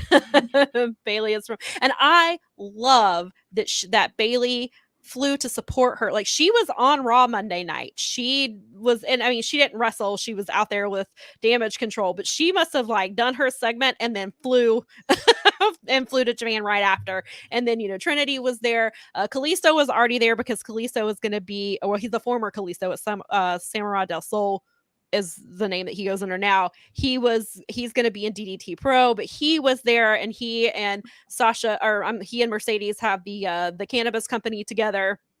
His wife was there. So I think it was really cool to see all that support. Then she got to reunite with FTR while she was there. Oh, and I've been following her and Trinity. I've been watching their Insta stories. They both, Trinity, Bailey, and Mercedes all got the Ribera jackets. How cute. And there's pictures of the three of them, and it was great. And I really love seeing that awesome. friendship is still there and that support. Brad said there's some talk about New Japan wanting to have the first match with Mercedes, so that's why she isn't really a partner on Wednesday. I could see that. I mean, that makes sense. It sucks that they hyped it up like that then if it's not going to be her, because they kind of wrote themselves into a corner. But I could see that potentially being the reason why they didn't get her. So that's a very good point. That is an excellent point. Daza, I have heard, I don't follow because I don't like her, so I try not to pay her any attention. But I had heard that she was thinking about not re-signing, and then her dropping the belt was maybe why. But then I saw something about a quote from her saying she was focusing on the tag team division now.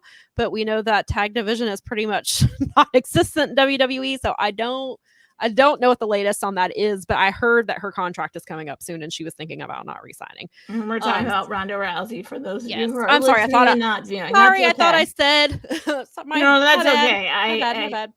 I mean, we do encourage you to watch us on the YouTube. So you see all of But for those of you who are listeners, because it's easier for you, and we appreciate the support.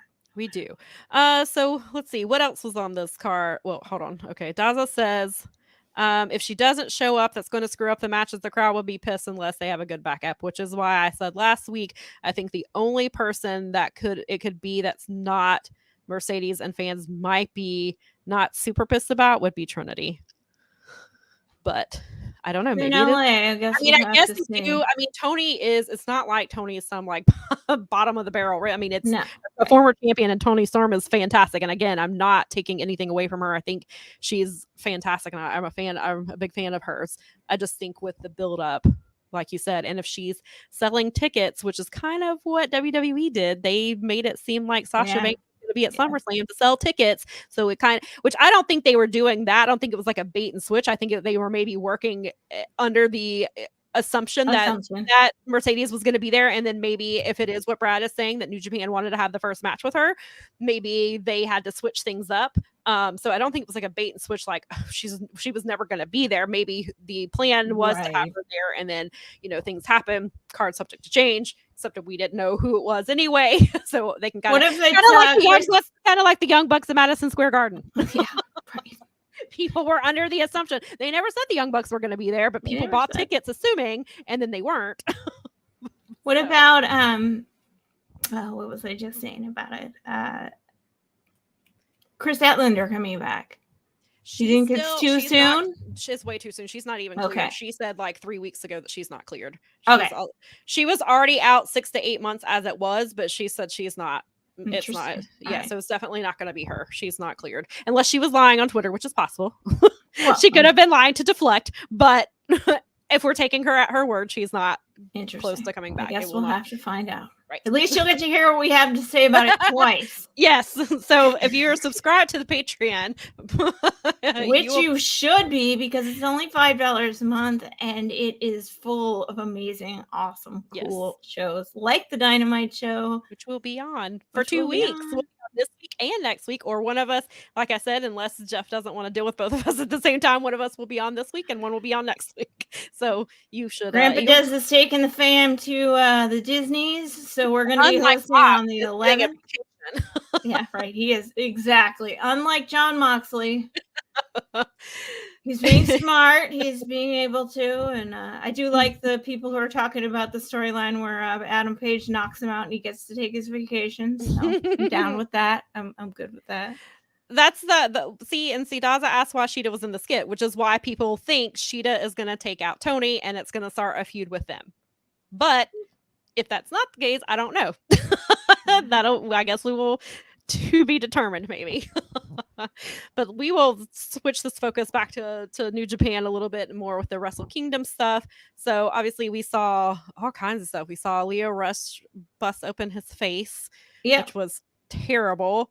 And the match was great. But unfortunately, he had to pull out a Bola, which was happening this weekend. Last night was night 1. He was replaced by Brian Keith, who, if you have not seen Brian Keith, I definitely recommend checking him out. I've seen a couple of his matches. One that I saw was For the Culture, where he wrestled Darius Lockhart, which was fantastic. Brian Keith, if you don't want Bola spoilers, even though you're not going to be able to watch it for 10 months, Brian Keith did win last night. He is advancing to night 2 tonight. And that night 2, because one of my followers, he's in that area, so he's always at Bola, or he's at PWG shows all the time. So I was following his updates, and he had pictures and things, and there's some good stuff. Like again, sorry if I'm spoiling this for you. You don't want to know. You want to wait your 10 months. Should I use the maybe let's pop up the spoiler graphic just in case. I won't spend a whole lot of time. Brad likes it anyway. So here we go. This is your chance. This is a spoiler alert for PWX right here. PWG. Yeah, PWX. I know there's so many letters. Sorry. Believe me, I call it PWX all the time because I've been saying that for 11 years. That's why. So Masha Slamovich beat Alex Shelley last night. Jordan Grace beat Jonathan Gresham. So both of the women have advanced, and we know if you've been following any type of PWG, they are notoriously not booking women, and or when they do, they don't. It's very few and far between, and so they've been booking them a little bit better. It sounds like I'm wondering if one of them is going to win it all. That would be the first time ever in Bola history that a woman has won. So they are in it. I heard Takeshita versus Michael Oku was phenomenal. Takeshita did advance. Michael Oku is really big in British wrestling. He has had several Progress titles. I can't remember if I want to say that I have seen him on something but that might be incorrect. But I know I've heard fantastic things about him for a while now. I'm trying to think if there were what else. Bandito. I heard Bandito versus Tarus versus Vikingo was really great. Bandito did win that, and he did advance to that. Hold, please. We have to block some porn links. Yay! Go find that on your own time.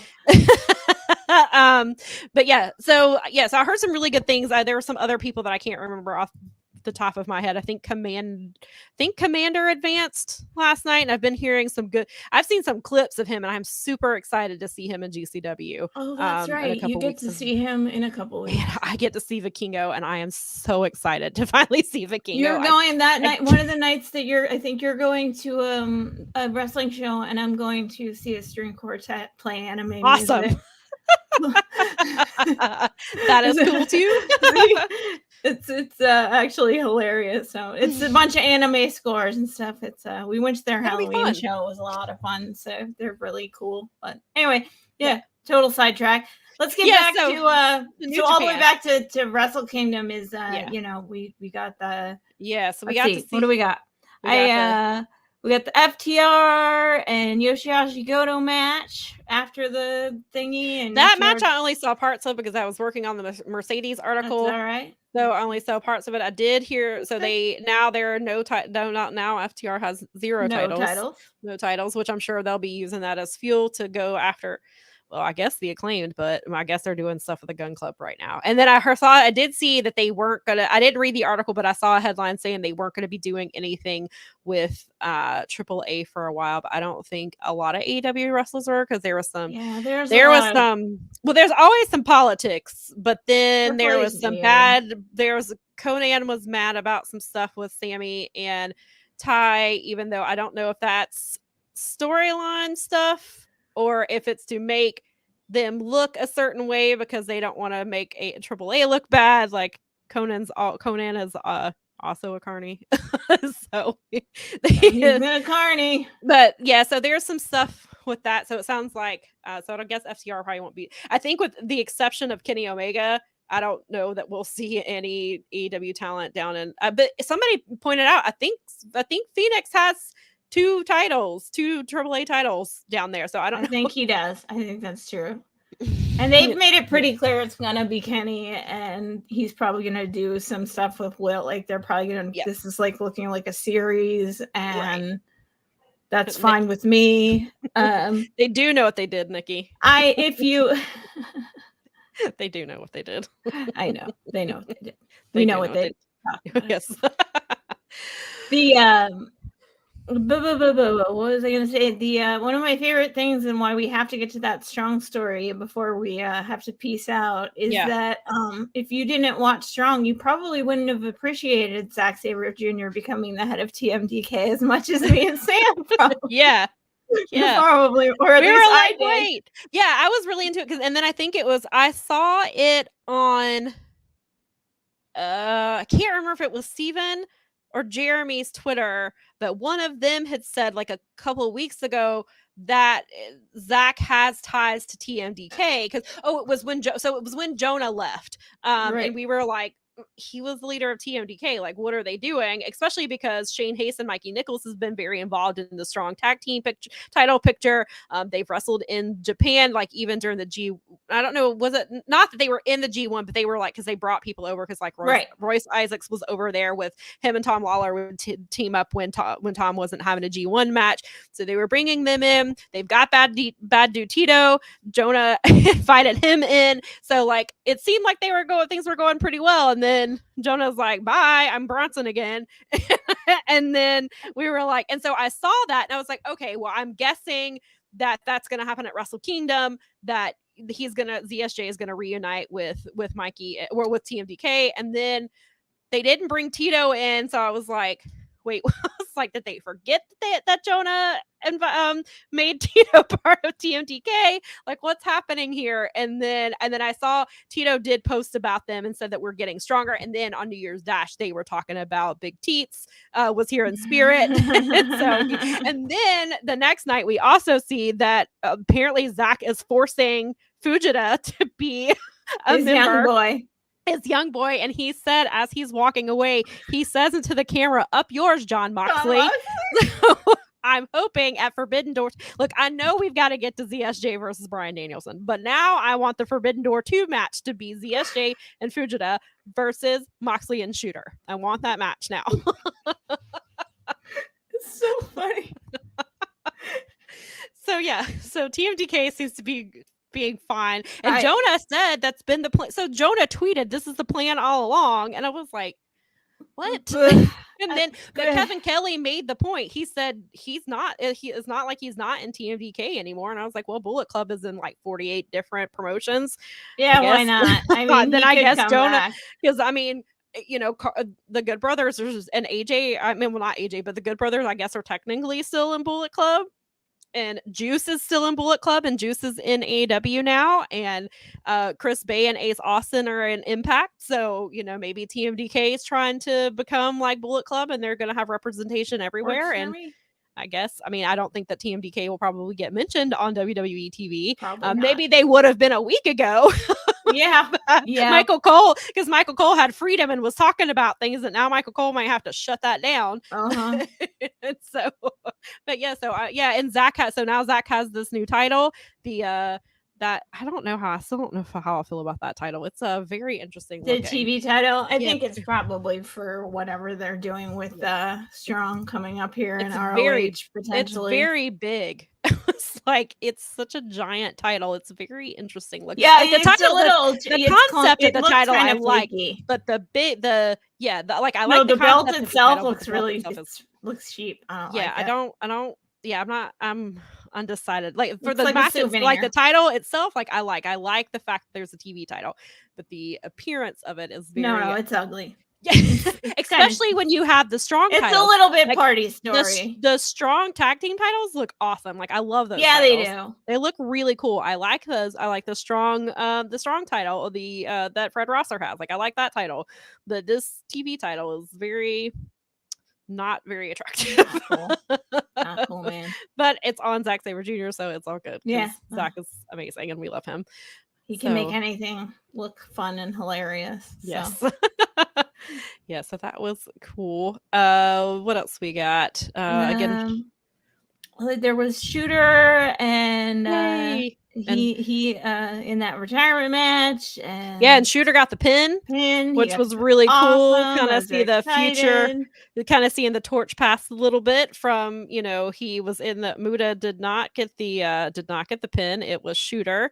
So that was a cool little moment for Shooter, and Shooter has definitely been on like this meteoric rise the last couple of years. Finally. And it seems to only be growing. Well, he may be the son of John Moxley, but that peak where people, I mean, you could always tell this kid was going to be a star, but he's starting to get to a place where, I mean, there's a lot of people who are like both predicting him having the IWGP Heavyweight Championship belt next year, or being in a main event at Wrestle Kingdom. Yeah. It's got to be coming, and we've got to at some point. I think we have to have. I mean, and I know it's two baby faces, so maybe New Japan doesn't do that. But I mean, you almost have to have Shooter versus Tana, because Shooter looks like Ren looks like mini Shibata.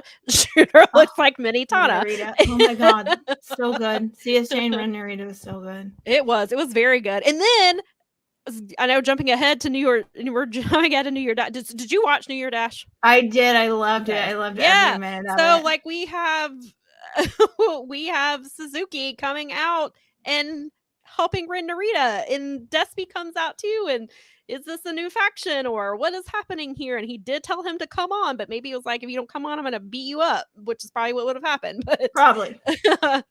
Brad says Shooter coming in through the crowd on New Year Dash like his dad. Oh my god, I love that. I loved it. And he has and I love that he carries the jacket, the Death Rider jacket. Mm-hmm. I love that so much. I love Shooter. So as you can tell, we are fans of Shooter here on this podcast. He's a cool one. He is. I'm really excited to see where he goes. I am so glad that they're putting their faith in him. New Japan is back, baby. I think that this is going to be a good year for New Japan. Especially after that New Year, like again, that New Year Dash was probably the best one I've ever seen, if not like one of the best. It was so much fun. It made you feel so normal again, but like it was so much fun. I watched like those 3 hours. Those 3 hours flew by. Like it did not feel like a 3-hour show. Everybody was having fun. It felt like every single human being in that place, from the and it was ring cool guys to the people up in the rafters, were enjoying themselves. It felt so warm. I was like, when I got done watching, I felt so good. That's why I was so mad at Vince. Yeah. I was just... Yeah. I was really on a New Japan high days of like... I mean... phenomenal stuff. That Kenny Omega and freaking Will Ospreay match, no matter who you are, no matter what you think, no matter what... It was so good. Like every little... It was... and then, unfortunately, Jay White and Okada had to follow that. But... it was still a really good. I feel bad. There was no following that, and obviously, I think they did what they could though, and they continued their own story, which I think was important. And so, Brad, we'll go back to that real quick. But Brad says the start of Shooter's theme has a motorcycle revving sound from Mox's New Japan theme, which it does, awesome. And I love those little details like that. I think it's great, and especially because they knew that the fans latched onto that, and said that they are bringing that in and making that part of of Shooter stuff. And I've seen the comment like, or does he get mad that people call him Shooter instead of Shota, because it's, I guess, like they think that's his identity, but I don't think that he does. I think because fans, I think he's embraced it, and New Japan has embraced it, and I think that people, regardless of what, just regardless of what you call him, like we know who he is. Like we all know, we know it's Shota Umino. We know he's Red Shoe's son. Like we know he's the Roughneck now again.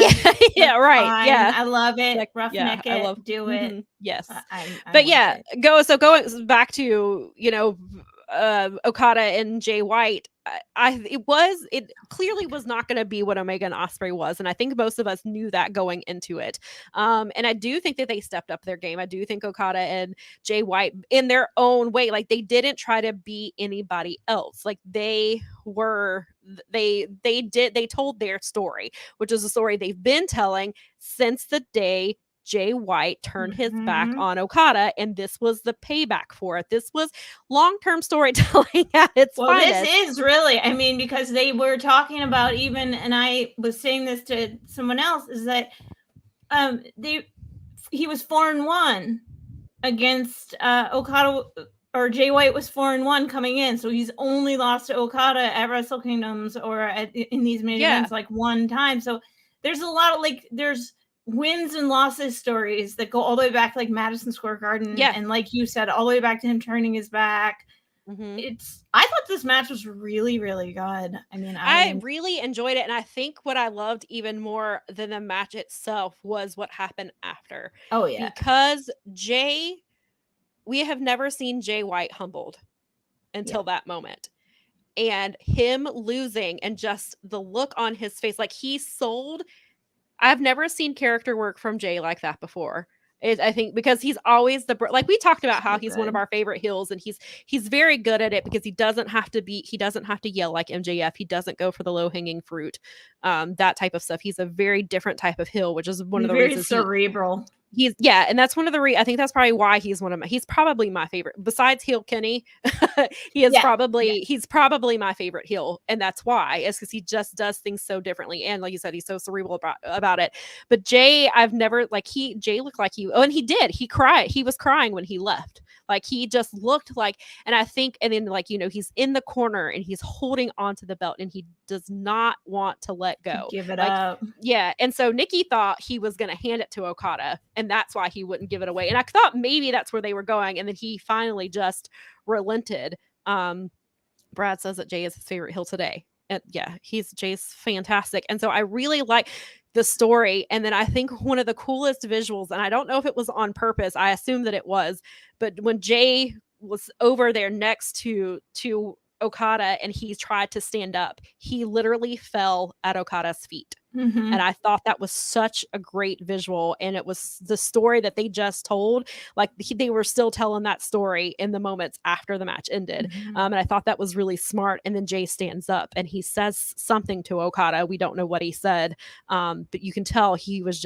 we have never seen this type of Jay before. I'm really interested to see where Jay goes from here, just because I don't think he goes like full on Brocada or anything like that. But I do think losing this belt it's devastated him, but he is determined to, like, he's already like in the post-match comments, like he was already blaming Hikuleo, like, and he already was like, this is his fault. If it wasn't for him, I would still be the champion. And so we see that he's going to take all of his anger and disappointment out on Hikuleo. We saw it the next night at New Year Dash that they were having to loser leaves Japan. Well, before that we even got to any of that, like he climbed over the railing at Chris Charlton because he thought Chris Charlton was smiling at him, and ELP was like trying to pull him back and looking around like, please help me, like I can't control him by myself, like I need help.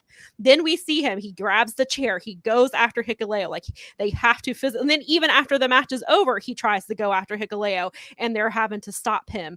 So he has all this rage, and I do, now that we know some more strong stuff, I don't know, because I wondered, he said loser leaves Japan, not loser leaves New Japan Wrestling. So I thought maybe leaving Japan, and though he goes and wrestles in America. For how long? Right. And then that the winner, the loser, whether it's Jay or Hikuleo, has to go wrestle in Strong. Right. Now that was what was my guess because of the way he specifically worded it. There are so apparently I didn't realize that there were people thought because Jay lost the title, he was leaving. He's not leaving, you guys. He's not leaving. His contract's not up until 2024. for one. But also you can tell with the story that they immediately, the next part of the story started to happen. Like you see Jay's reaction, then he immediately talks about Hikuleo. He attacks him the next day. Like all of this happens. So we see challenges him a huge match. Right. I mean, I was like, what? But They actually kind of popped at that. So Hikuleo's contract is getting ready to be up, and there has been rumors that WWE is interested in WWE. him. I mean, maybe not now. Or maybe not. maybe at the end of New Year Dash he was, but then maybe the next day he's like, no, never mind. And apparently apparently there's also interest in Tama Tonga, and Tama Tonga turned them, like they had interest in him 7 years ago, and he chose to stay in New Japan. And they are apparently interested in him again. And I was like, we need to make this clear. Triple H is interested in him. Vince doesn't give a shit. Vince probably doesn't know who either one of these men are. I don't know that he knows who Hikuleo is, and he probably doesn't know who Tama Tonga is either. I don't think Vince cares. And so I think Triple H is interested. But now with all this going on, because I was thinking, I was like, Dragon Lee just signed a contract, and I was like, I don't know that the Cruiserweight Classic happens now. Like, I don't think he doesn't care about the Cruiserweight. Stop mentioning it. And if that's a Triple H thing, then it's definitely probably not going to happen. So it's really interesting. So maybe Hikuleo goes. So it appears that Hikuleo will be the one to leave Japan, whether that's to go to another company or to go wrestle for Strong. But since we keep hinting at it, I guess we'll just go ahead and bring up the Strong stuff. So I apparently missed the tweet from Obari on Christmas Eve. I screenshot both of them so I can read it. So on Christmas Eve, Abari said, NJPW Strong will be rebuilt next year. Well, then apparently Tanahashi said in a quote from something that it was going away. And so people are like, wait, what the hell? There was some uproar from people who watch Strong. We're like, what do you mean it's going away? So Obari tweets, I saw him tweet this before I went to bed last night. He said, New Japan Strong will be rebuilt to adapt external and internal environment. We started it when the strict lockdown was forced, so we focus obviously on continuity. Fortunately, and we are about to overcome the pandemic. We should now focus on quality rather than quantity. First of all, New Japan Strong's quality is amazing. It's so good. Like, we've talked about that since this show has existed, about the content that's there. And I've been meaning to catch up on Strong anyway. And so because of all the talk about it, Nikki and I ended up watching because I wanted to watch it back around my birthday. And then I got sidetracked and ended up watching another match and said it was Tom Lawler versus Homicide. So I didn't watch it. So I went back to watch the other November shows. There was Suzuki versus Fred Yehi. That match was awesome. Like, go out of, if you subscribe to New Japan Strong, or New Japan World, or even it's on YouTube. I think that I don't know what their I should say Strong is on YouTube. I don't know if that match is on YouTube. Strong, I don't know what the timing of that is, like how long it's on World before it's on YouTube. So it may not be on YouTube yet, but go out of your way to watch it. It was very, like, matches like that. And that's when I tweeted that last night. Like, matches like this are why Strong should not go away. But I think part of the issue is fans, because the guy that was at PW, that was at Bola last night, he saw my tweet and he was like, the LA shows are always fun, but the crowds are very small. Charlotte has small crowds, but I can tell you it's not the wrestling, it's the ticket prices. They were $200 for front row tickets for just New Japan in general, not just Strong. Like, Strong, because the last time they were here, it was Strong. It was 4 hours of Strong tapings. But the time before that, it was a mixture of stuff. But people, if they hear people who don't watch New Japan or don't keep up with it a whole lot, if they're paying $200, they're expecting Okada or a Tanahashi, a Jay White. They're expecting these top tier names for that ticket price, and you're not giving them that. I mean, yes, on the Strong show we did have Haramu. Obviously we had Dax was on that show. Aussie Open was that title match. Like, there was really good matches, but for fans who don't watch a lot, just even if they do watch a lot too, I had friends who were like, I can't afford to go to this. $200 is a lot. We didn't do front row either time they came. We were like third or fourth row because tickets were like $80 or $60 or something like that. There's no way. They were pricing themselves out. And so that is their problem, is that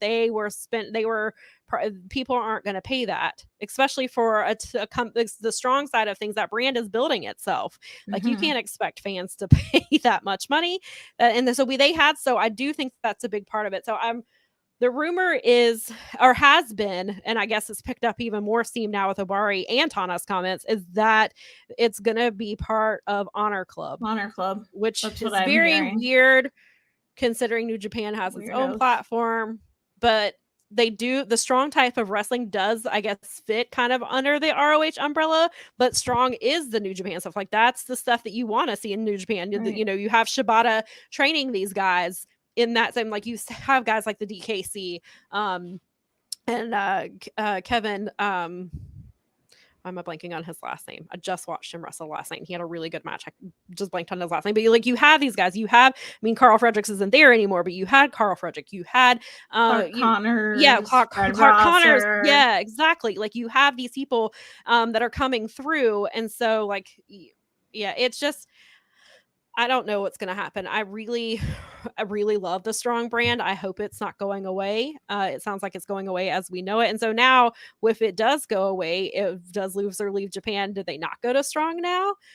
How does that work? How does that work with Mercedes? Like, we thought that because originally the women were supposed to be wrestling on the strong shows. Yes. And so our assumption was that Mercedes was going to be part of that. So what happens to them? And then is it only going to be like New Japan they're having the Philly show. Their tickets are on sale now. Tickets are on sale for Capital Collision. So they've announced those shows, but that's not a strong show. It has strong wrestlers on it. I assume Mercedes will probably be on those cards because those are big cards in big cities. I assume she will be on those. But now, so are you bringing in the Stardom wrestler? Like, how is this all working? And they're not giving a whole lot of information. And Tana seems to be contradicting what Obari is saying. Tana made it sound like it was going away completely. All the way. Yeah. But then they're saying they're revamping it or rebuilding it. But how do you rebuild that? And what does that mean? Does that mean they're not touring anymore? But if you're trying I wonder if they're going to, like, merge with ROH essentially and make it, I'll tell you this, is that if they were going to put ROH on my New Japan subscription, I would be happy, because then I wouldn't have to worry about the Bleacher Report issue. Right. Anything that's not backed by, yeah.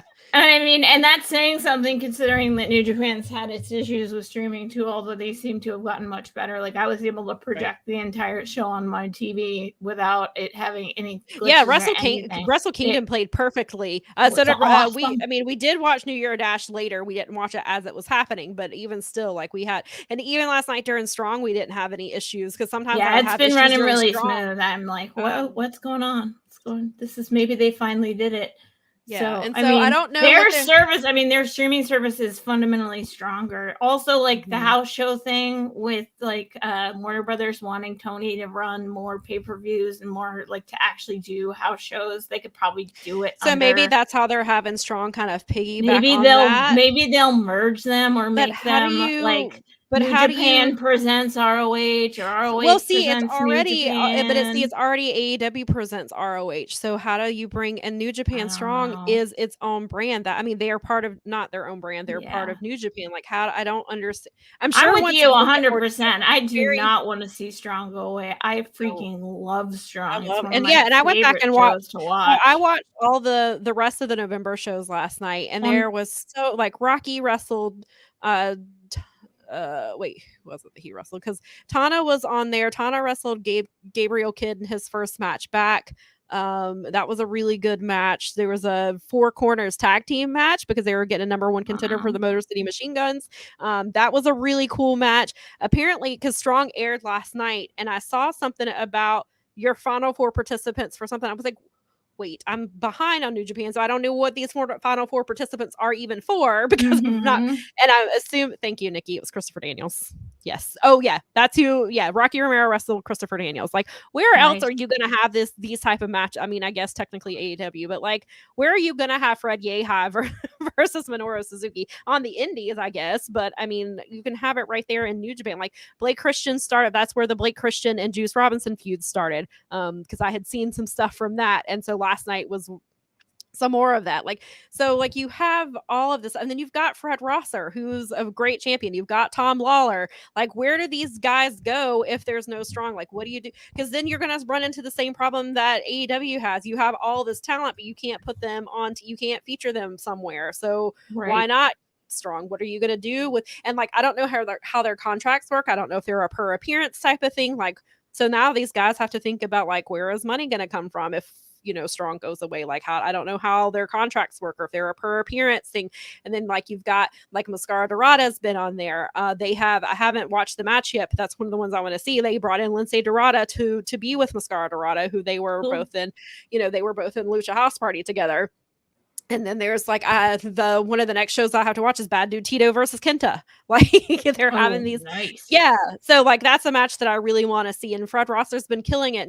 And Jay, like, we had the, you know, the US of J last year, and part of it, yeah, he was an Impact, but he was building strong, and he was building his title up and putting it on the line against all, and having banger matches. Like, where does this go if strong goes away?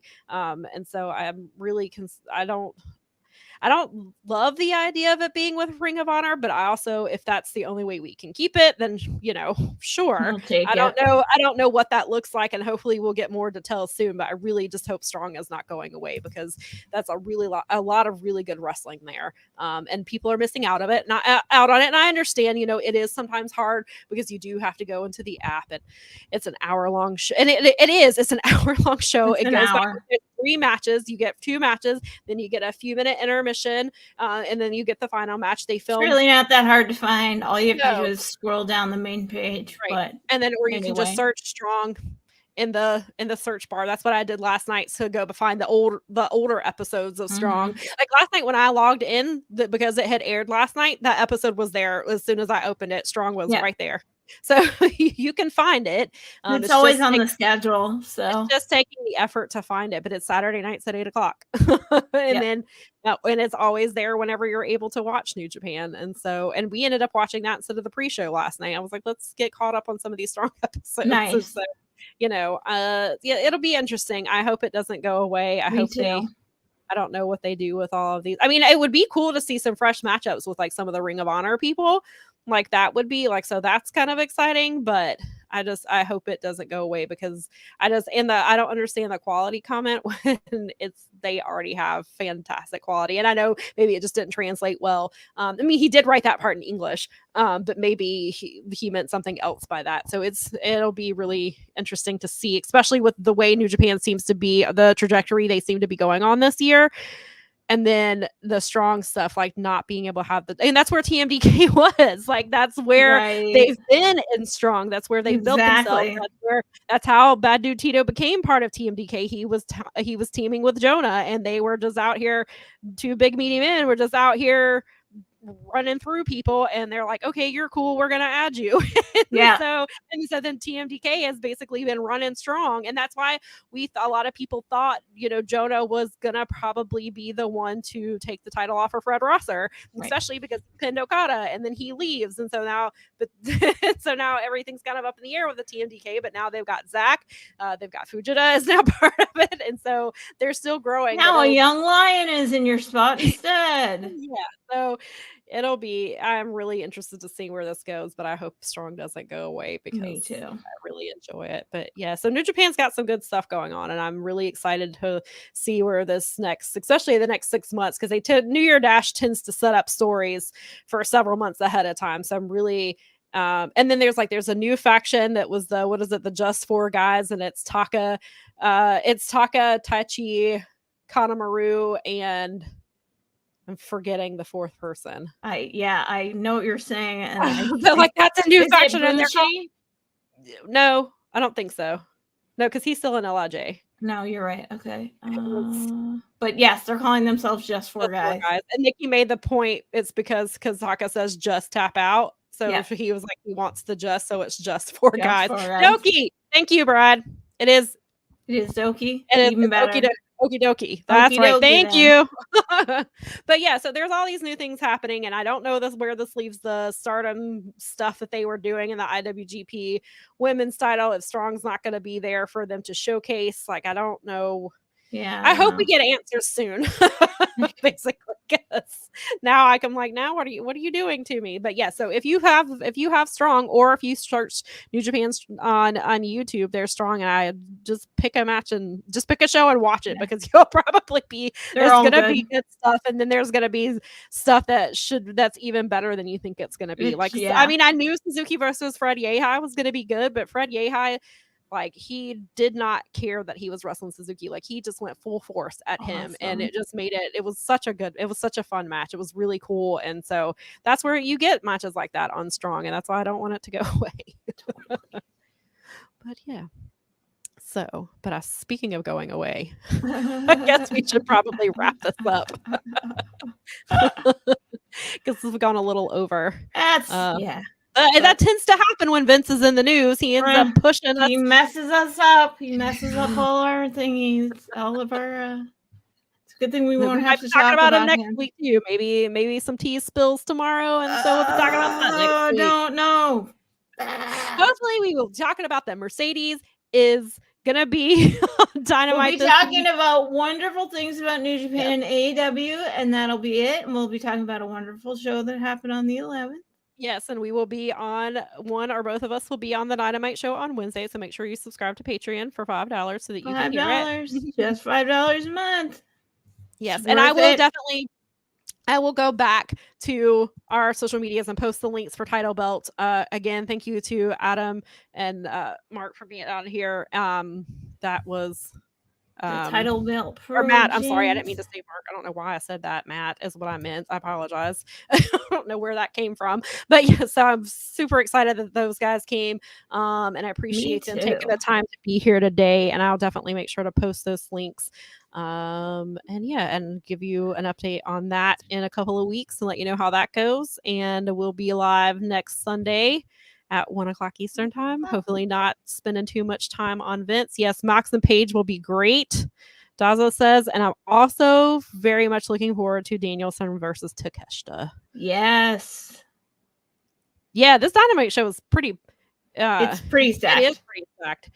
Yeah, so I which their shows, and then Rampage has been a lot of fun. It's been exciting again. Battle of the Belts had some good stuff. They got to get some title changes in there, or it just becomes a longer episode of Rampage. we gotta have some. There's been two. I wrote about that this week. There's been 2 title changes out of all. There's been 5 Rampage. I mean, Battle of the Belts. So it doesn't seem like that many, but I think it's something like 13 matches because there's 3 matches per show. There's the one title. There was. Sammy Guevara became the interim TNT champion. He beat Dustin Rhodes, and that was the show that Nikki and I were at. And that's because Cody may or may not have had COVID, because they never confirmed that. And then Sammy Guevara beat Scorpio Sky to become the TNT champion a few months later. And that's it. No other title changes happen. So they got to stop doing the belts. Yeah. So Daza said AEW shows were great last week. Yeah. They were. Yep, they were really good. Yeah. And it was hard to hold up to New Japan last week. So. Yeah, they did. They held their own. I don't know that I would say that I like the New Japan shows better. Just not better, but but I thought the AEW shows, there were some. We'll get into the MJF and Bryan Danielson. So there were some things I didn't like about that promo, and I hope they stay away from it. It was I was not a fan of the slut shaming from Danielson, and I wasn't a fan of the animal comments from MJF, and I hope they stay away from the WWE stuff and just focus on it. Once they got to the point, it was really great, but that stuff was not a fan of, and it took me out of it. And I know the match will be great, but if that's what this build's going to be, then I'm not going to be a fan of it. But hopefully hopefully they'll just move forward and not do all that type of stuff. But so we'll see how that goes. Oh, and I do want to say real quick that Jade probably had her best match ever on Rampage. If you have not seen Rampage, go watch Jade versus Sky Blue. Even Jericho said, as soon as the match was over, he said that's the best match Jade has ever had. Finally. It was the ending, the finish was fantastic. Awesome. Sky looked great. That was probably her best TV match as well. It was, Nikki's "It Was So Bad" was not the women's match. The "It's So Bad" is a reference to Danielson and MJF's promo. Which was disappointing. First, it was disappointing, but then it was also disappointing for it to be the Seattle show that was supposed to be the big thing, and then to have that, especially when you have Max Caster saying the things that he says, and then that's kind of what that promo was as well. It was, yes, we are getting close to 50, Daza. We are at 48 wins for her, and Thursday made 1 year as champion. So we are, it's going to be, and it looks like her and Red Velvet will be happening. I don't know if it's going to be 50. I'm assuming yes. I assume they'll have something happen for 49. And then 50 will probably be her versus Red Velvet. I don't know that she loses to Red Velvet, at least not now. That could be a Revolution match. Maybe match 50 happens at Revolution. Maybe that's where that goes. But the Red Velvet story is really interesting. I like the story that they're telling here with that. I think that's a really fun thing. And I'm glad that they're getting someone who's not new, but they're giving Red Velvet as somebody, because they're already kind of focusing on like the top flights and Lee Moriarty's and things like that. So I like that they're doing that with Red Velvet, that they're putting some focus on somebody more fresh, especially because she was off of TV for so long. And she's been like, especially when they were down in Jacksonville, like that was somebody who was on Dark week in and week out. Like she was a big part of that. So I'm glad to see Red Velvet kind of getting back into the spotlight some. And so I'm really interested, and Jada's getting better. And so, yeah, I'm looking forward to seeing where that's going, but we'll talk about that more next week. But I did want to say, if you have not watched Rampage, I would recommend, if you have access to it, go watch Jade versus Sky. I was really impressed. I thought they looked great in that match, and the finisher was all over my timeline. It was really good.